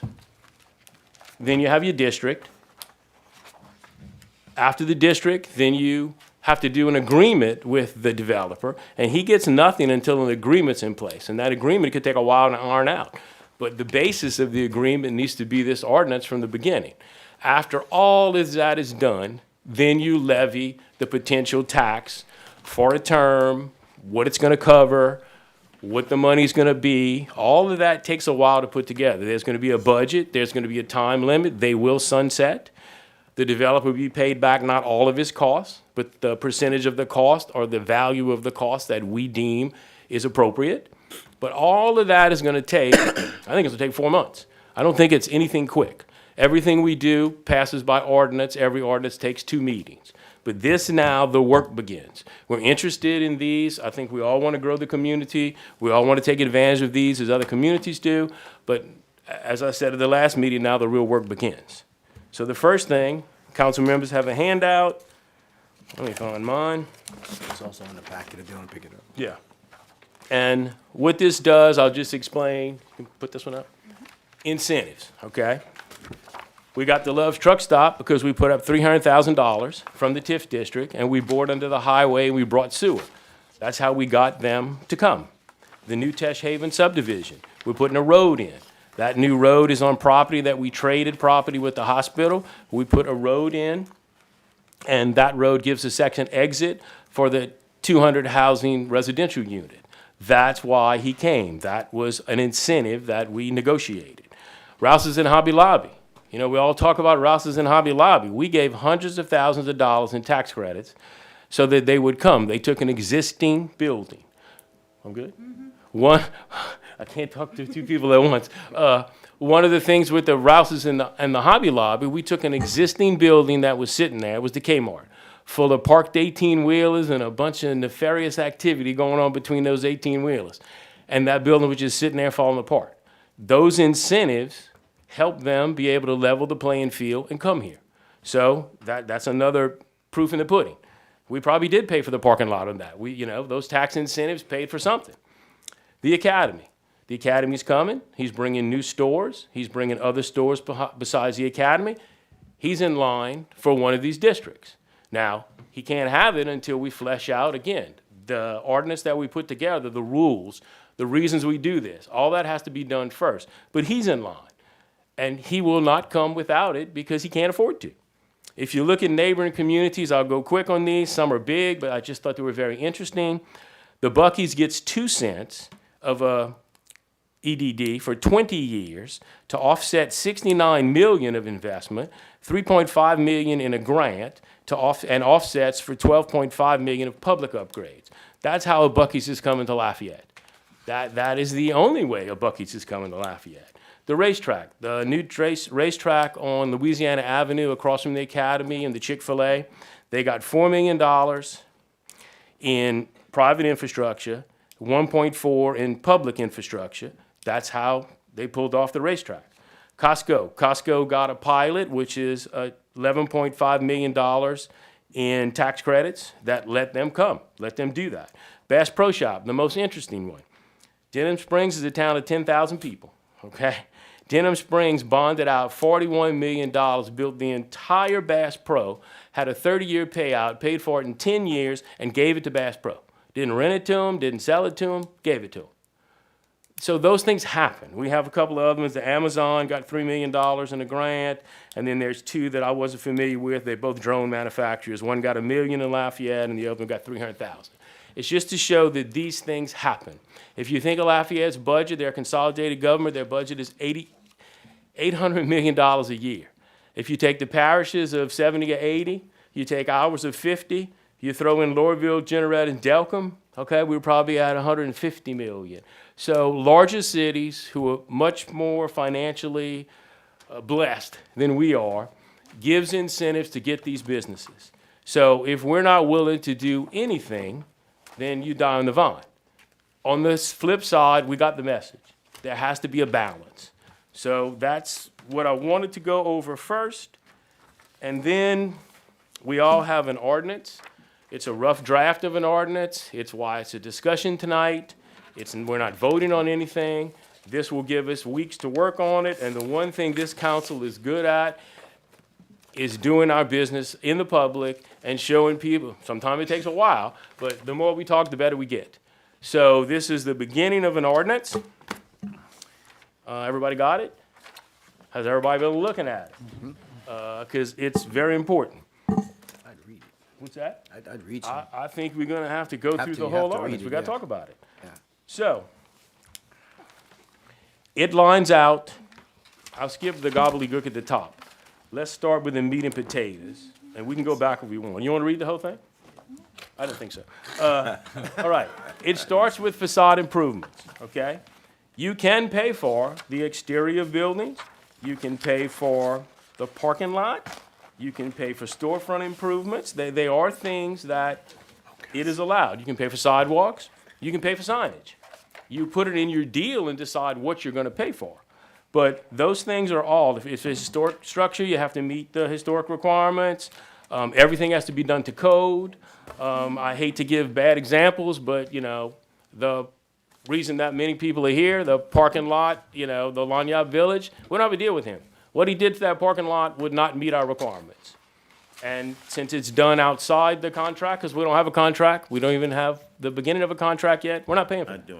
We're not doing that. But parking lots can be paid for. Lighting in parking lots can be paid for. We also have some requirements, okay? We have decided as a group, talking the beginnings of this anyway, we haven't decided anything yet, but one of the things we've talked about is that on existing facilities, because think about the buildings in town that aren't being they're not being utilized. Look at the, across from Catholic High, look at the Seminoles, look at all of that development. It's a nice subdivision, development, but it's not very full. Many, many vacancies are there. Look at the old Winn-Dixie. Look at the Davis Furniture Store building downtown. Look at the many buildings that are huge, the old Coke plant on Amaldahl. Look at those facilities that are empty. Well, you know, New Iberia, us as a team, you know, we're constantly, when the KFC or the Ruby Tuesdays or the Winn-Dixie closes, New Iberia's crashing, and it's really not us. That's a national decision. But those buildings are empty. We need tools to put people back in those buildings. We can't just develop Amaldahl and Center Street. It's good, and Center Street's taken off, and Amaldahl is infilling, but we need tools for those existing buildings.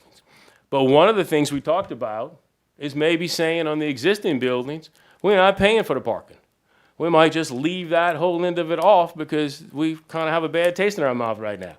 We could always amend that later if we wanted to. But I don't want to rule out and say we would never do an existing building, because that's how you got the Hobby Lobby and the Rouses. That's two great examples of infilling. And what are you going to do if you develop your town and leave off all the old buildings or the larger kind of obsolete because they're too big buildings and they don't get broken apart and nothing happens? You're really not developing your whole town. So one of the things that we're talking about is what we would do in parking lots. If we ever did an overlay, you got to, our engineer was just here, you got to mill the parking lot, you'd have to put 2 inches of asphalt. What you do with road in a can, like I call it, which is a spray coat, really a year or two after asphalt is done, it does preserve the life. 25 years later, 20 years later, you're not filling the cracks, you're not making up for the unevenness, you're not helping the drainage, you're not doing anything that's going to make that last. So we would never pay for that. But for the most part, we're thinking we're not even going to do parking lots if we do an existing building. The projects receiving ED assistance must support pedestrian traffic. So there's a lot of safety issues of how you would go about entrances, sidewalks, all those things have to meet our codes. We talked about, Ron had brought up, and we talked about maintenance. So if we're paying for something and we're in an EDD and it's gonna last 10 years, we should have a right during that 10 years to say that they maintain the building exteriors, the sidewalks, the parking, the landscaping, the lighting, the signage, and they are, we call it screen improvements, like hiding the dumpsters, that kind of thing. But if we enter into one with someone, we should have some teeth to make sure that they continue to keep it up. And failure to maintain that should have repayment obligations. We want clawbacks. We want things that say, you didn't do this, give us our money back. Initial applications, you're gonna have to be considered, the EDD assistance or applicant shall submit a letter requesting consideration for EDD assistance to the office of the mayor. No application shall be considered for EDD assistance until the applicant has submitted the following: site plans, architectural plans, landscape plans, parking lot improvements or parking lots, project cost estimates, because you have to have that because we have to know how long the deal's gonna run and what it's gonna generate, proposed construction schedules, and any other such information and documentation as the office of the mayor may request.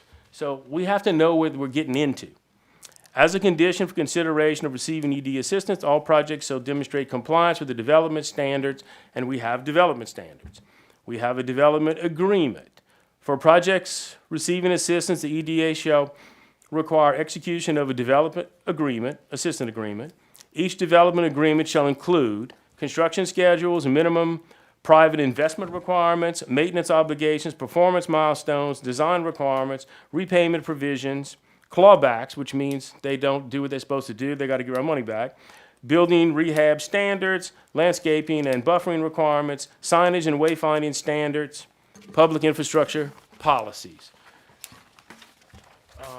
Design guidelines adopted by the EDD, which is us, and the council, and any other items deemed necessary by the city council. So there's a whole lot of steps that we haven't even begun to cover yet with anybody. Minimum job creation, okay? We want to see job creation, and that you will be judged on the job creation. We can't give this money for no reason. So they have to, let's see. The application shall create and maintain full-time equivalent permanent jobs within the EDD within 2 months following project completion or commencement of operations. They can't say they're going to do it later. The information will be utilized to assess the benefits of said district. If the council doesn't think that there's enough benefit, we can deny it. Qualified employee requirement, duly resign in good standing with the Secretary of State, maintain active operations within the EDD, demonstrate financial, operational, and managerial capabilities to complete the proposed project and fulfill employment commitments, execute binding agreements, ensuring compliance with job creation and wage requirements. Then we have our performance, security, and clawbacks. They could have to repay, recapture the EDD funds, suspension or termination of any incentives, adjustment of benefits, and any other remedies by law. Reimbursement of district funds. This is, in the event job creation or investment commitments are not met. Economic Development District assistance shall be provided there have to be a reimbursement basis. Reimbursement requests shall be supported by paid invoices, proof of payment, lien waivers where applicable. All reimbursements shall be based upon the actual eligible project cost. They can't add things to the project. We want audited numbers from a CPA. Reimbursement shall not exceed the amount approved by the board, which is the council. The board receives the right to withhold or reduce reimbursement for costs determined to be ineligible, unsupported, or inconsistent with the agreement. So all these things are in there. We're not just writing people a blank check. This is also really good because when you have an existing business like David Galata came last time, that's a 100-year-old business in our community. Everybody knows all the Galatas. You know, they came and said, well, you know, we never got a parking lot. And that was a good example. What this is going to do is also give a guide for existing businesses that if they think they want to do something new and different, if they meet all these requirements, if they make the jobs, if they do the tax incentives, if everything works, that we are getting sales taxes, they bring a new business or they do something new, they have the right employment schedule, they can meet all these qualifications. We're not excluding them. We're not, you know, this is not a program for out-of-state companies. This is something that once we have it completely fleshed out, it would be good for anyone who wants to try to do this. Transfer of ownership, they have to come back to us. You can't sell the development and then still think you're going to do it because you could sell it and it could be someone who can't meet these requirements. They don't have the financial background. They don't have all the parts and pieces they need. Let's see. Review process. Applications shall be reviewed by the city council acting as the governing authority of the EDD, so that means here, that means in public.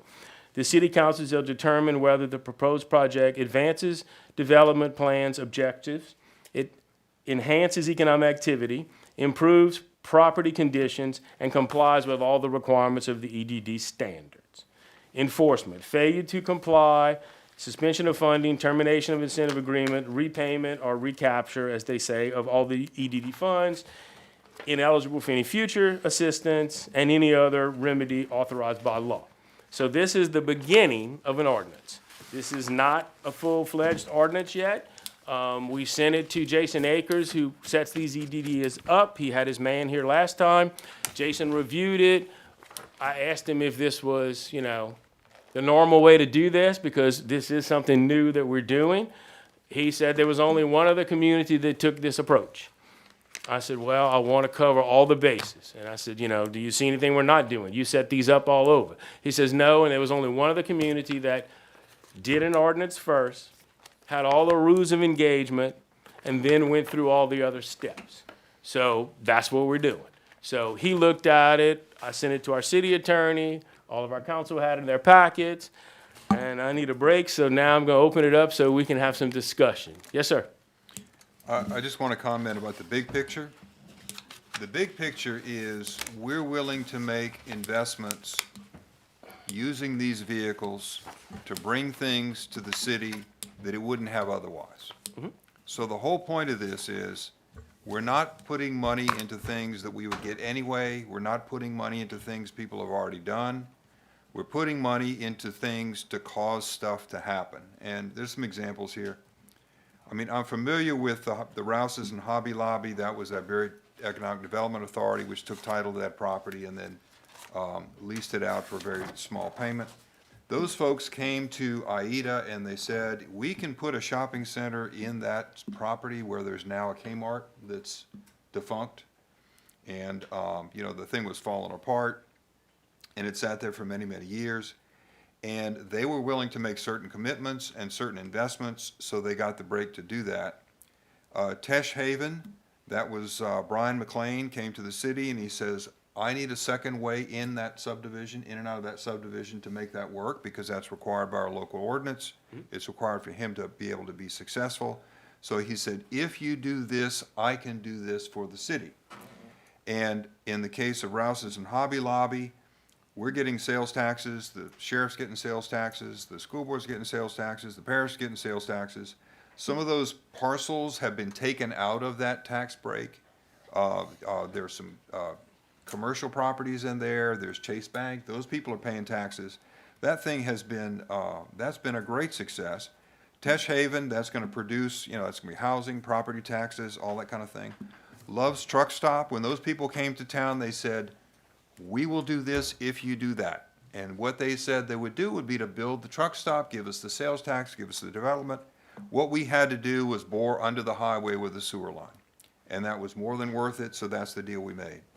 The Buc-ee's, that's a situation where there's a sales tax that's levied on that property only, and it's spent on that property only, and that is giving them money to pay for the infrastructure that's going to bring sales taxes. So this is a bargain that is struck between a developer and a public body, where the developer does certain things they wouldn't ordinarily do or couldn't do without the incentive, and the public body tries to get the best bang for the buck for the public incentive. So, we're not talking about paying somebody for a parking lot they've already fixed or trying to fix.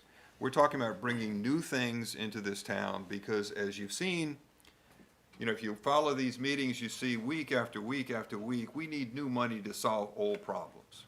Like the demos and everything in the streets and everything else. So we're looking for new money. This is going to be an incentive to cause things to happen that wouldn't happen otherwise. And that's the whole point. So, this is a framework.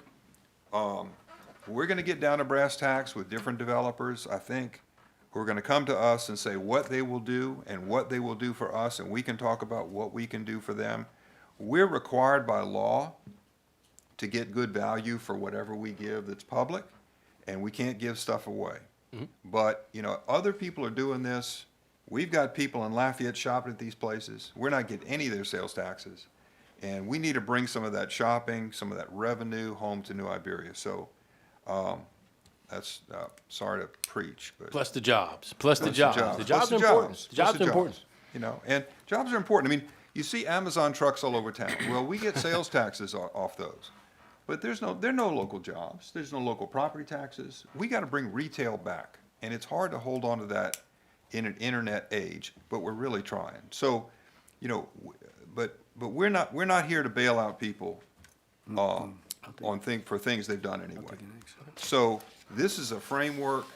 The tax rate, the tax duration, the particular agreements, those will come, and those will depend on the particular negotiations with the developers. But I think the purpose of this was just to talk about the outline of how the things we're looking for from some of these folks. Yes, sir. So just, first of all, thank you for coming up here and speaking up on your feelings towards what we're trying to do here. This is a lengthy discussion, a lot of detail in it, but my biggest concern is, and I read every one of the comments on social media, every one of them. Some of y'all here, some of y'all not here. What I did not see was one solution. All complaints, no solutions. We're tasked as elected officials to have solutions. I went today, ride Lanyard Village, by Kmart, Super One, and by those Seminoles. 25 empty buildings, 25. What do I hear from the public? Do something, fill the retail stores, provide infrastructure, provide jobs. Well, that's what we're doing. We're trying to go outside our comfort zone and compete with other cities, neighboring cities, Youngsville, Broussard. They're all doing this. They're all doing this. They're not complaining. You know why?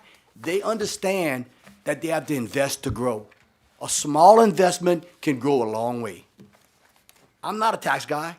I run my own business. I know what inflation is doing. I get it.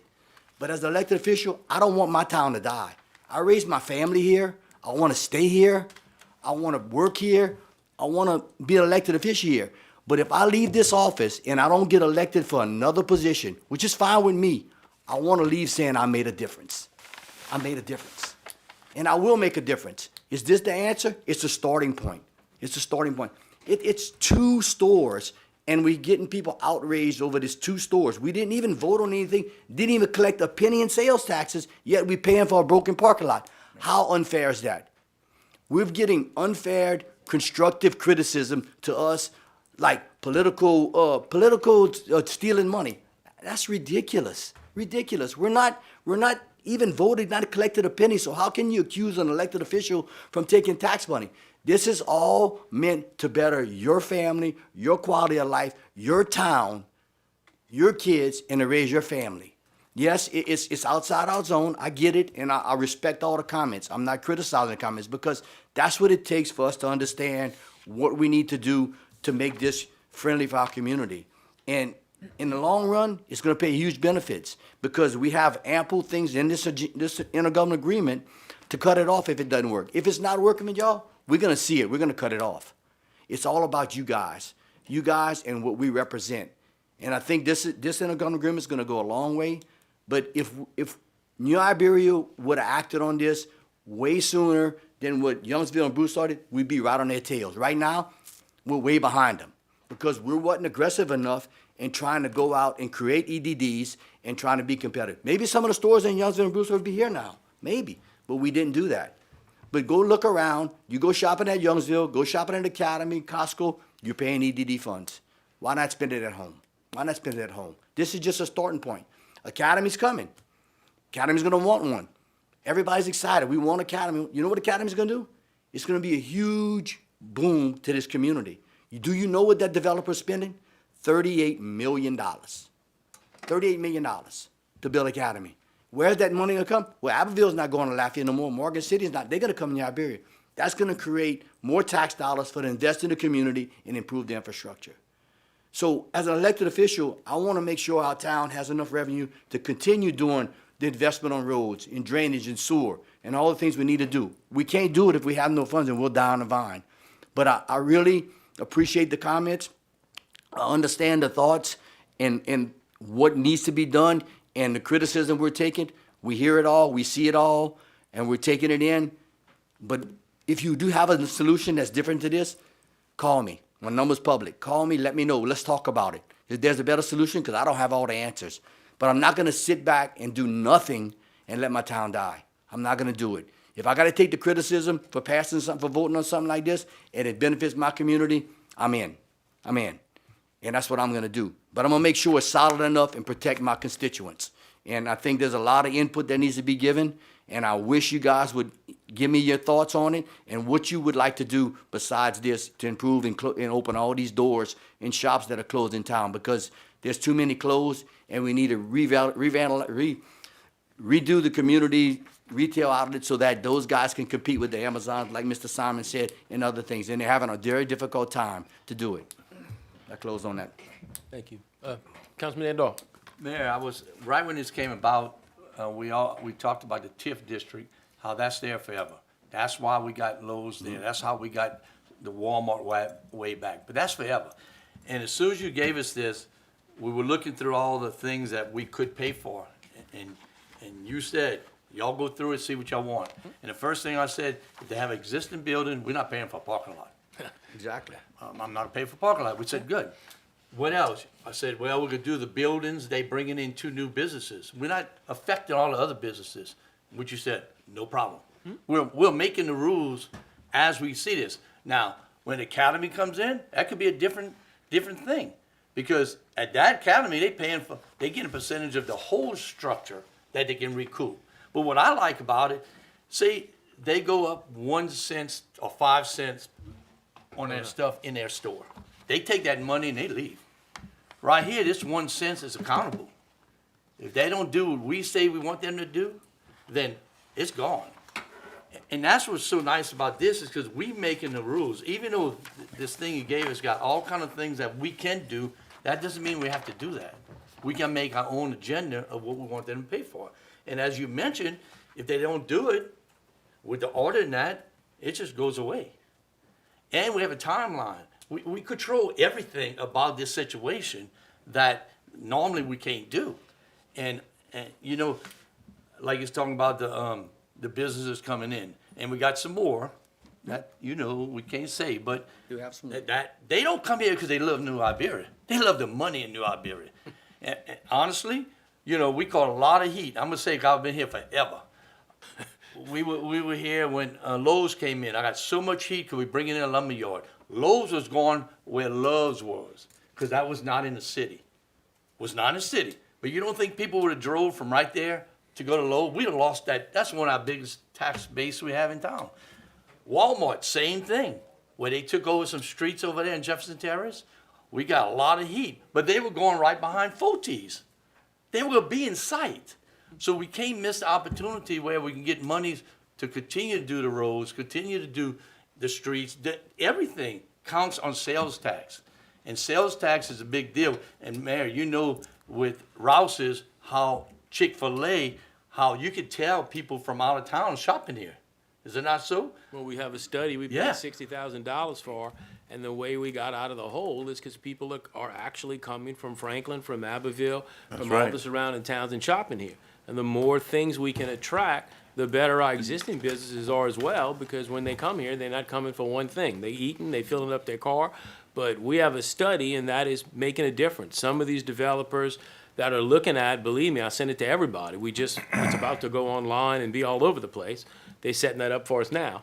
But that study by itself, when I showed it to the people that we courted for the academy and the stores that are coming with them, when there's been a couple of deals. We got another one I sent it to yesterday that would take care of a building that is very dilapidated. It's still occupied, but it's terrible. That building would get crashed and a new store would come in that location. I have a meeting with them early next week. But when you show them that study and they realize that while Acadiana is the hub for, Lafayette is the hub for all of us. We all go to Lafayette because there are things we can't get here. Our wives shop, whoever. It happens. But we are becoming a small little microcosm of that, and all of these smaller communities are coming to New Iberia. So the more things that we attract, it helps our existing businesses, it helps our new businesses, and it helps our tax base. And it brings jobs. So there is a balance of all of this, but it does work. I mean, it is how you grow a city. Mayor, how long did it take for us to finalize the academy? 2 years. To get the Abraham family to come into the Couple city years? was 6 years. I mean, And then the academy, from the first time, the first person I had a conversation with, at least a year and a half. At It least do- a year it and a half. doesn't- And we went through 3 different developers and a whole variety of ups and downs. and it doesn't happen overnight. And, you know, I don't say nothing about the parish because we're part of the parish, but the developments that came into the city lately, that were doing all those houses, what they said, how nice it is to work with the city. We're here to help. And they didn't say that right down the street, let's be honest. Because we try to work with, we could compromise. But what I like about this is that we control the whole thing, you know? That's just the facts. You know, everybody wants us to do everything, but they think we just have a bank. We need sales tax. And our sales tax has been really good lately because of the few new places we have. I mean, Chick-fil-A, and that's not part of this. Chick-fil-A, those stores is not part of that development at all. And it's only the 2 stores that's bringing new business, we hope, and new employment, not the existing stores. So that's something that we didn't know, we didn't say it before because we didn't know what we were doing because we didn't have the outline of what we could do. Well, we haven't made, Yeah. there's a lot of decisions we haven't made. That's right. We started the beginning and realized we voted for a district. That will be amended. Yeah. I mean, it's gonna have to be once we decide the 2 stores that we're doing. But I don't know that for a fact until the developer gives us our numbers, gives us everything, and we go through this whole process. Like I said, the basis is to get this ordinance passed so that we have rules and we have restrictions. Once we do that, the next move, I mean, I'm just gonna lay it all out. The next move, if the consensus is that we're doing 2 stores, then we're gonna bring back the agreement that we did, and we're gonna amend the boundary lines. And we've now decided we're not doing the parking. Originally, we thought we might do the parking. We didn't realize he would jump out and make a mess of the parking, but that's a whole nother subject. So we will have to do an amendment. That'll take 2 meetings. After we do that, then we're gonna have to, the big kahuna, like I said, the work is just beginning. Then the biggest challenge is not this ordinance, and it's not saying, okay, we decided we only wanna do these 2 new stores that they're bringing, and in the future, that's all we're gonna do, is new. Or something new in an existing can work too. The next thing we have to do is iron out that agreement. In other words, when Jason Aker starts doing analysis, when we start looking at figures, when we start figuring how much we're willing to pay, what time frame we're going to do, what they project they're going to generate versus what the 1 cent would bring in. When you look at all of that, that's where the rubber meets the road. That's where we need the attorneys. That's where we have to make sure that all of this that we're talking about is bulletproof in that agreement to cover our butts and to cover our tax dollars and our constituents. We have to make sure we got to answer to people. So that's the real work. That's going to take a couple of meetings. And then once all of that's done and you have an agreement and you know what you're doing and all the rest of that, then you have 2 meetings to levy that tax, that fee. But that's probably 4 months. Nothing about this is quick. We're a little behind the 8 ball that we had to start from nothing, but it's a good thing we are. So future ones will go somewhat faster because we'd have the baseline. But this is a big process, and it's good. I'm glad it is. And it's doing, many cities go through an IDF or a LEDA or one of these other agencies, and you don't see this. You don't see the meat and potatoes. We're trying to do everything as transparent as we can.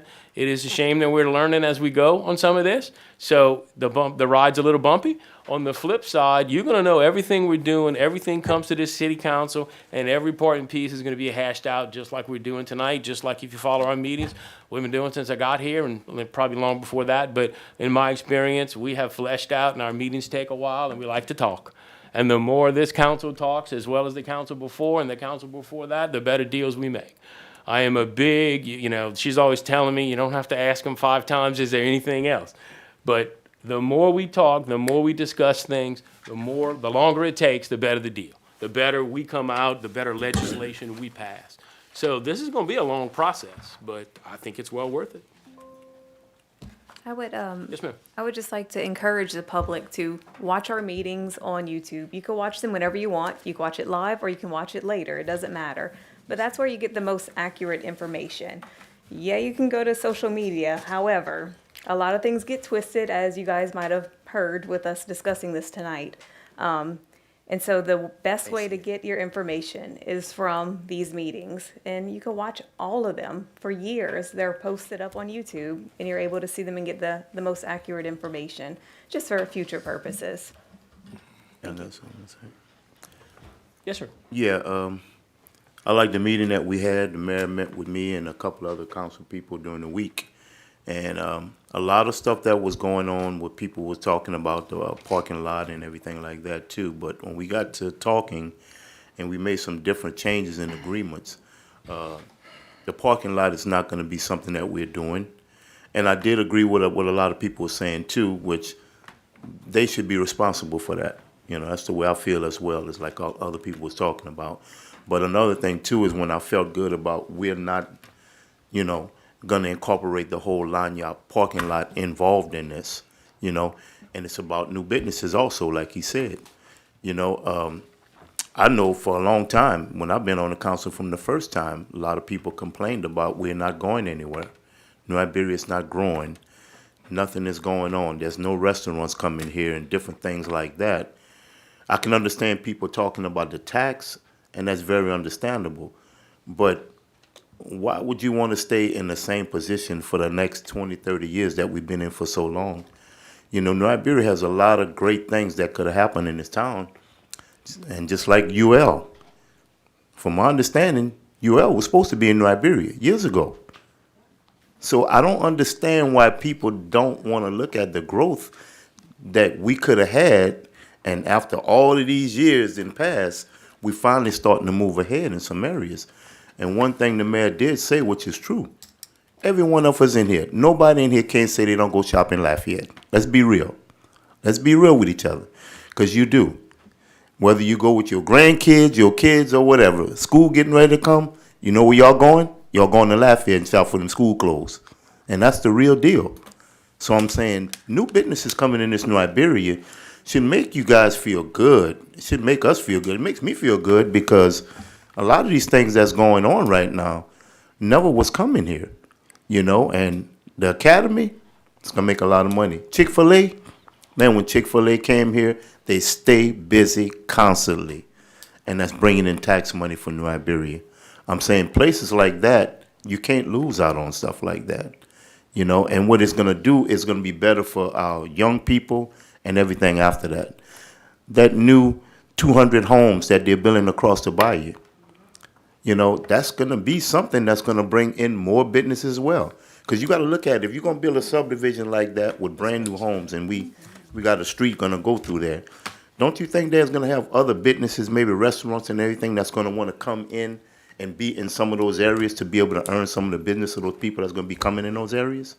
So we got a lot of good things that's coming forward, but we have to work together to look at it on a positive level, you know, because I like what's going on, you know, just like all the work going on in the city with the, you know, the drainage and all of that. And we have a lot of stuff that never been done here in a long time that's making this look a lot better than what it is now. A lot of areas that flooded, not flooding like they used to be. And we still got other areas that's being changed. You got pipes under the ground that was 8 inches pipes that's been here for 30, 40 years, and they're making them 10-inch pipes now. You know, that's making a big difference in what's going to happen here, especially when you're looking at what's going on in the time we're in. We're in hurricane season. Hopefully we won't have no hurricane. But, you know, the things that's going on right now is beneficial to us, and is benefits to me and my kids and everyone else. Thanks. Yes, sir.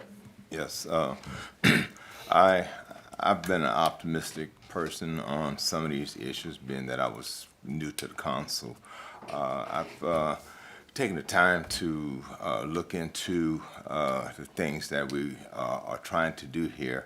And I know, being a taxpayer myself, I'm not a business owner as such, but we respect the fact that we are responsible for the taxes that you put in, and knowing that you want a return on your investment.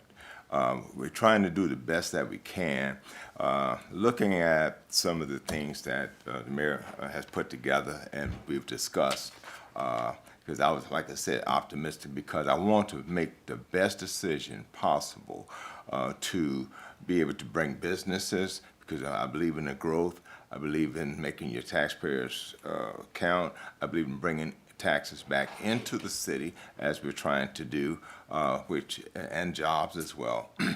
Doing the things that we're trying to do here, I think it will open up a lot of opportunities.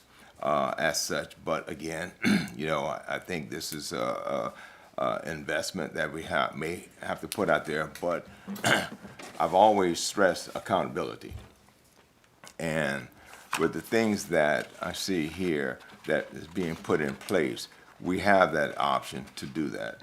And please understand that we do hear you, and we do respect your voice when you come and you make whatever statements known. We actually count on you to do that. That's the only way we end up with balance, you know. So please understand, and please do understand that your voices are being heard. This is not a finished product, okay? So your voice will be heard throughout the end. You know, we try to make it as transparent as possible, which I think we should. You know, this is new to a lot of us. You know, like I said, especially myself, and the mayor has heard from me. You know, because I don't mind speaking my mind and saying what's what, you know. So, like I said, give us a little time to iron out the differences as such, and, you know, give us all a fair chance to grow together. You know. Thank you. I'd be remiss if I didn't say that on the academy, the parish is also partnering, and the parish is putting up $500,000.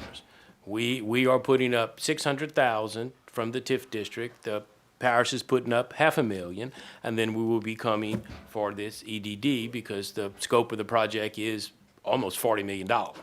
But I wanted to add that in there because Larry has been involved in it as we did our negotiations and went through everything. And so I did want to add that in, that that's some other dollars that are helping to make this happen. So it's a bigger scope, a bigger partnership, and we welcome as many partnerships as we can. That's the only way we're gonna improve this place. Anybody else? Yes, sir. So, you know, one of the things that I hear, and most of y'all hear the same thing, is, well, my kids are leaving town. They're moving to Youngsville, they're moving to Broussard.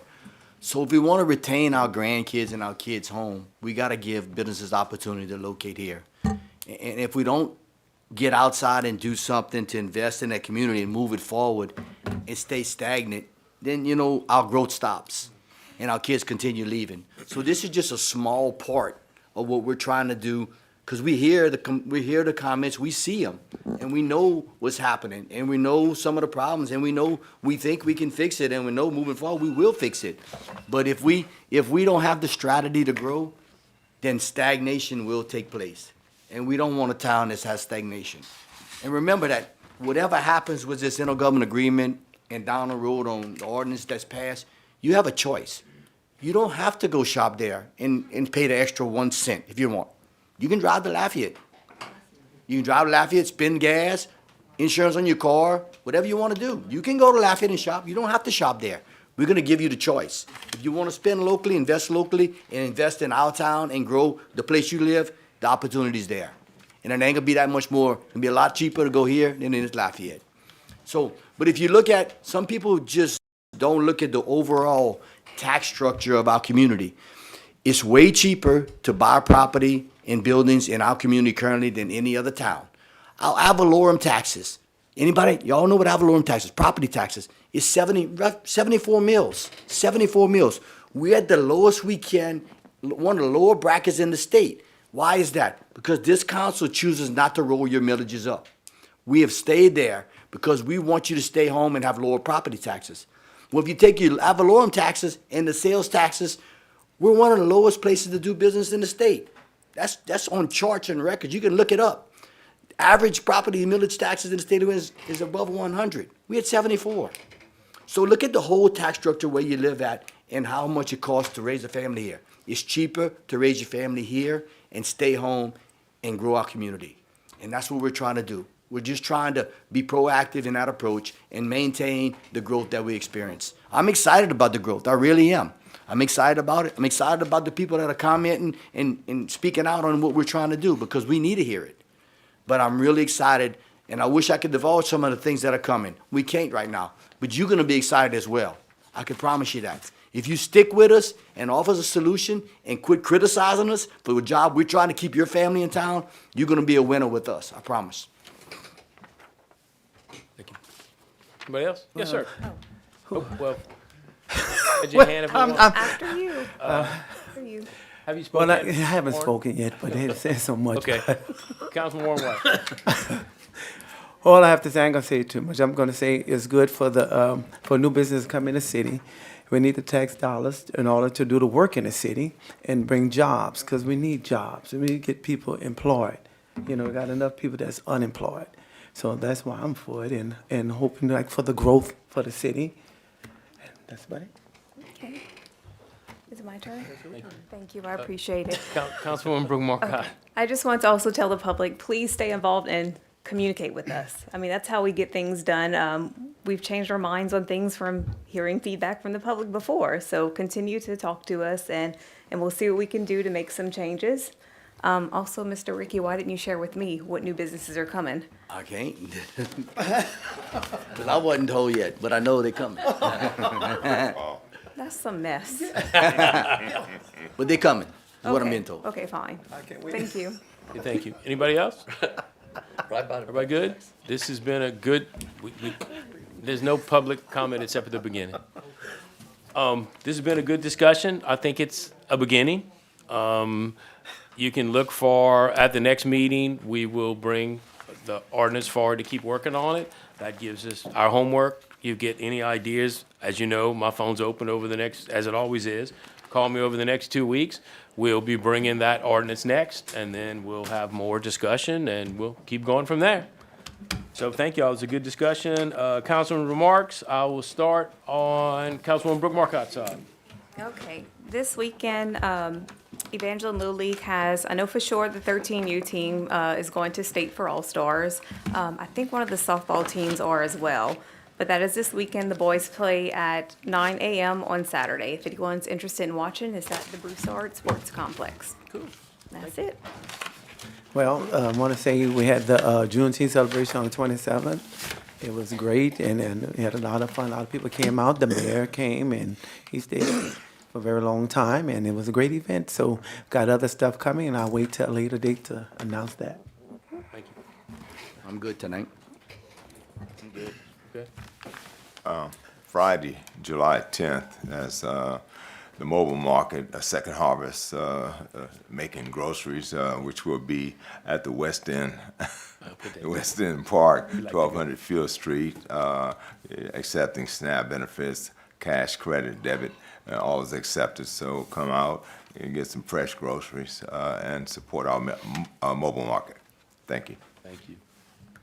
Mayor, I guess the public should know that we're moving forward on Sugarcane Festival, right? We got a couple bids proposals going out for bids for the first 2 stages of it. Sprinkler and air conditioning. And that way we can move to the next phase after that. So that is very, very exciting. And, we got a nice place there. One step at a time. Yeah. Yep, one step at a time. Great. I don't have any remarks tonight, so the next meeting is July 21st, and I'm looking for a motion to adjourn. So moved. Second. Thank you.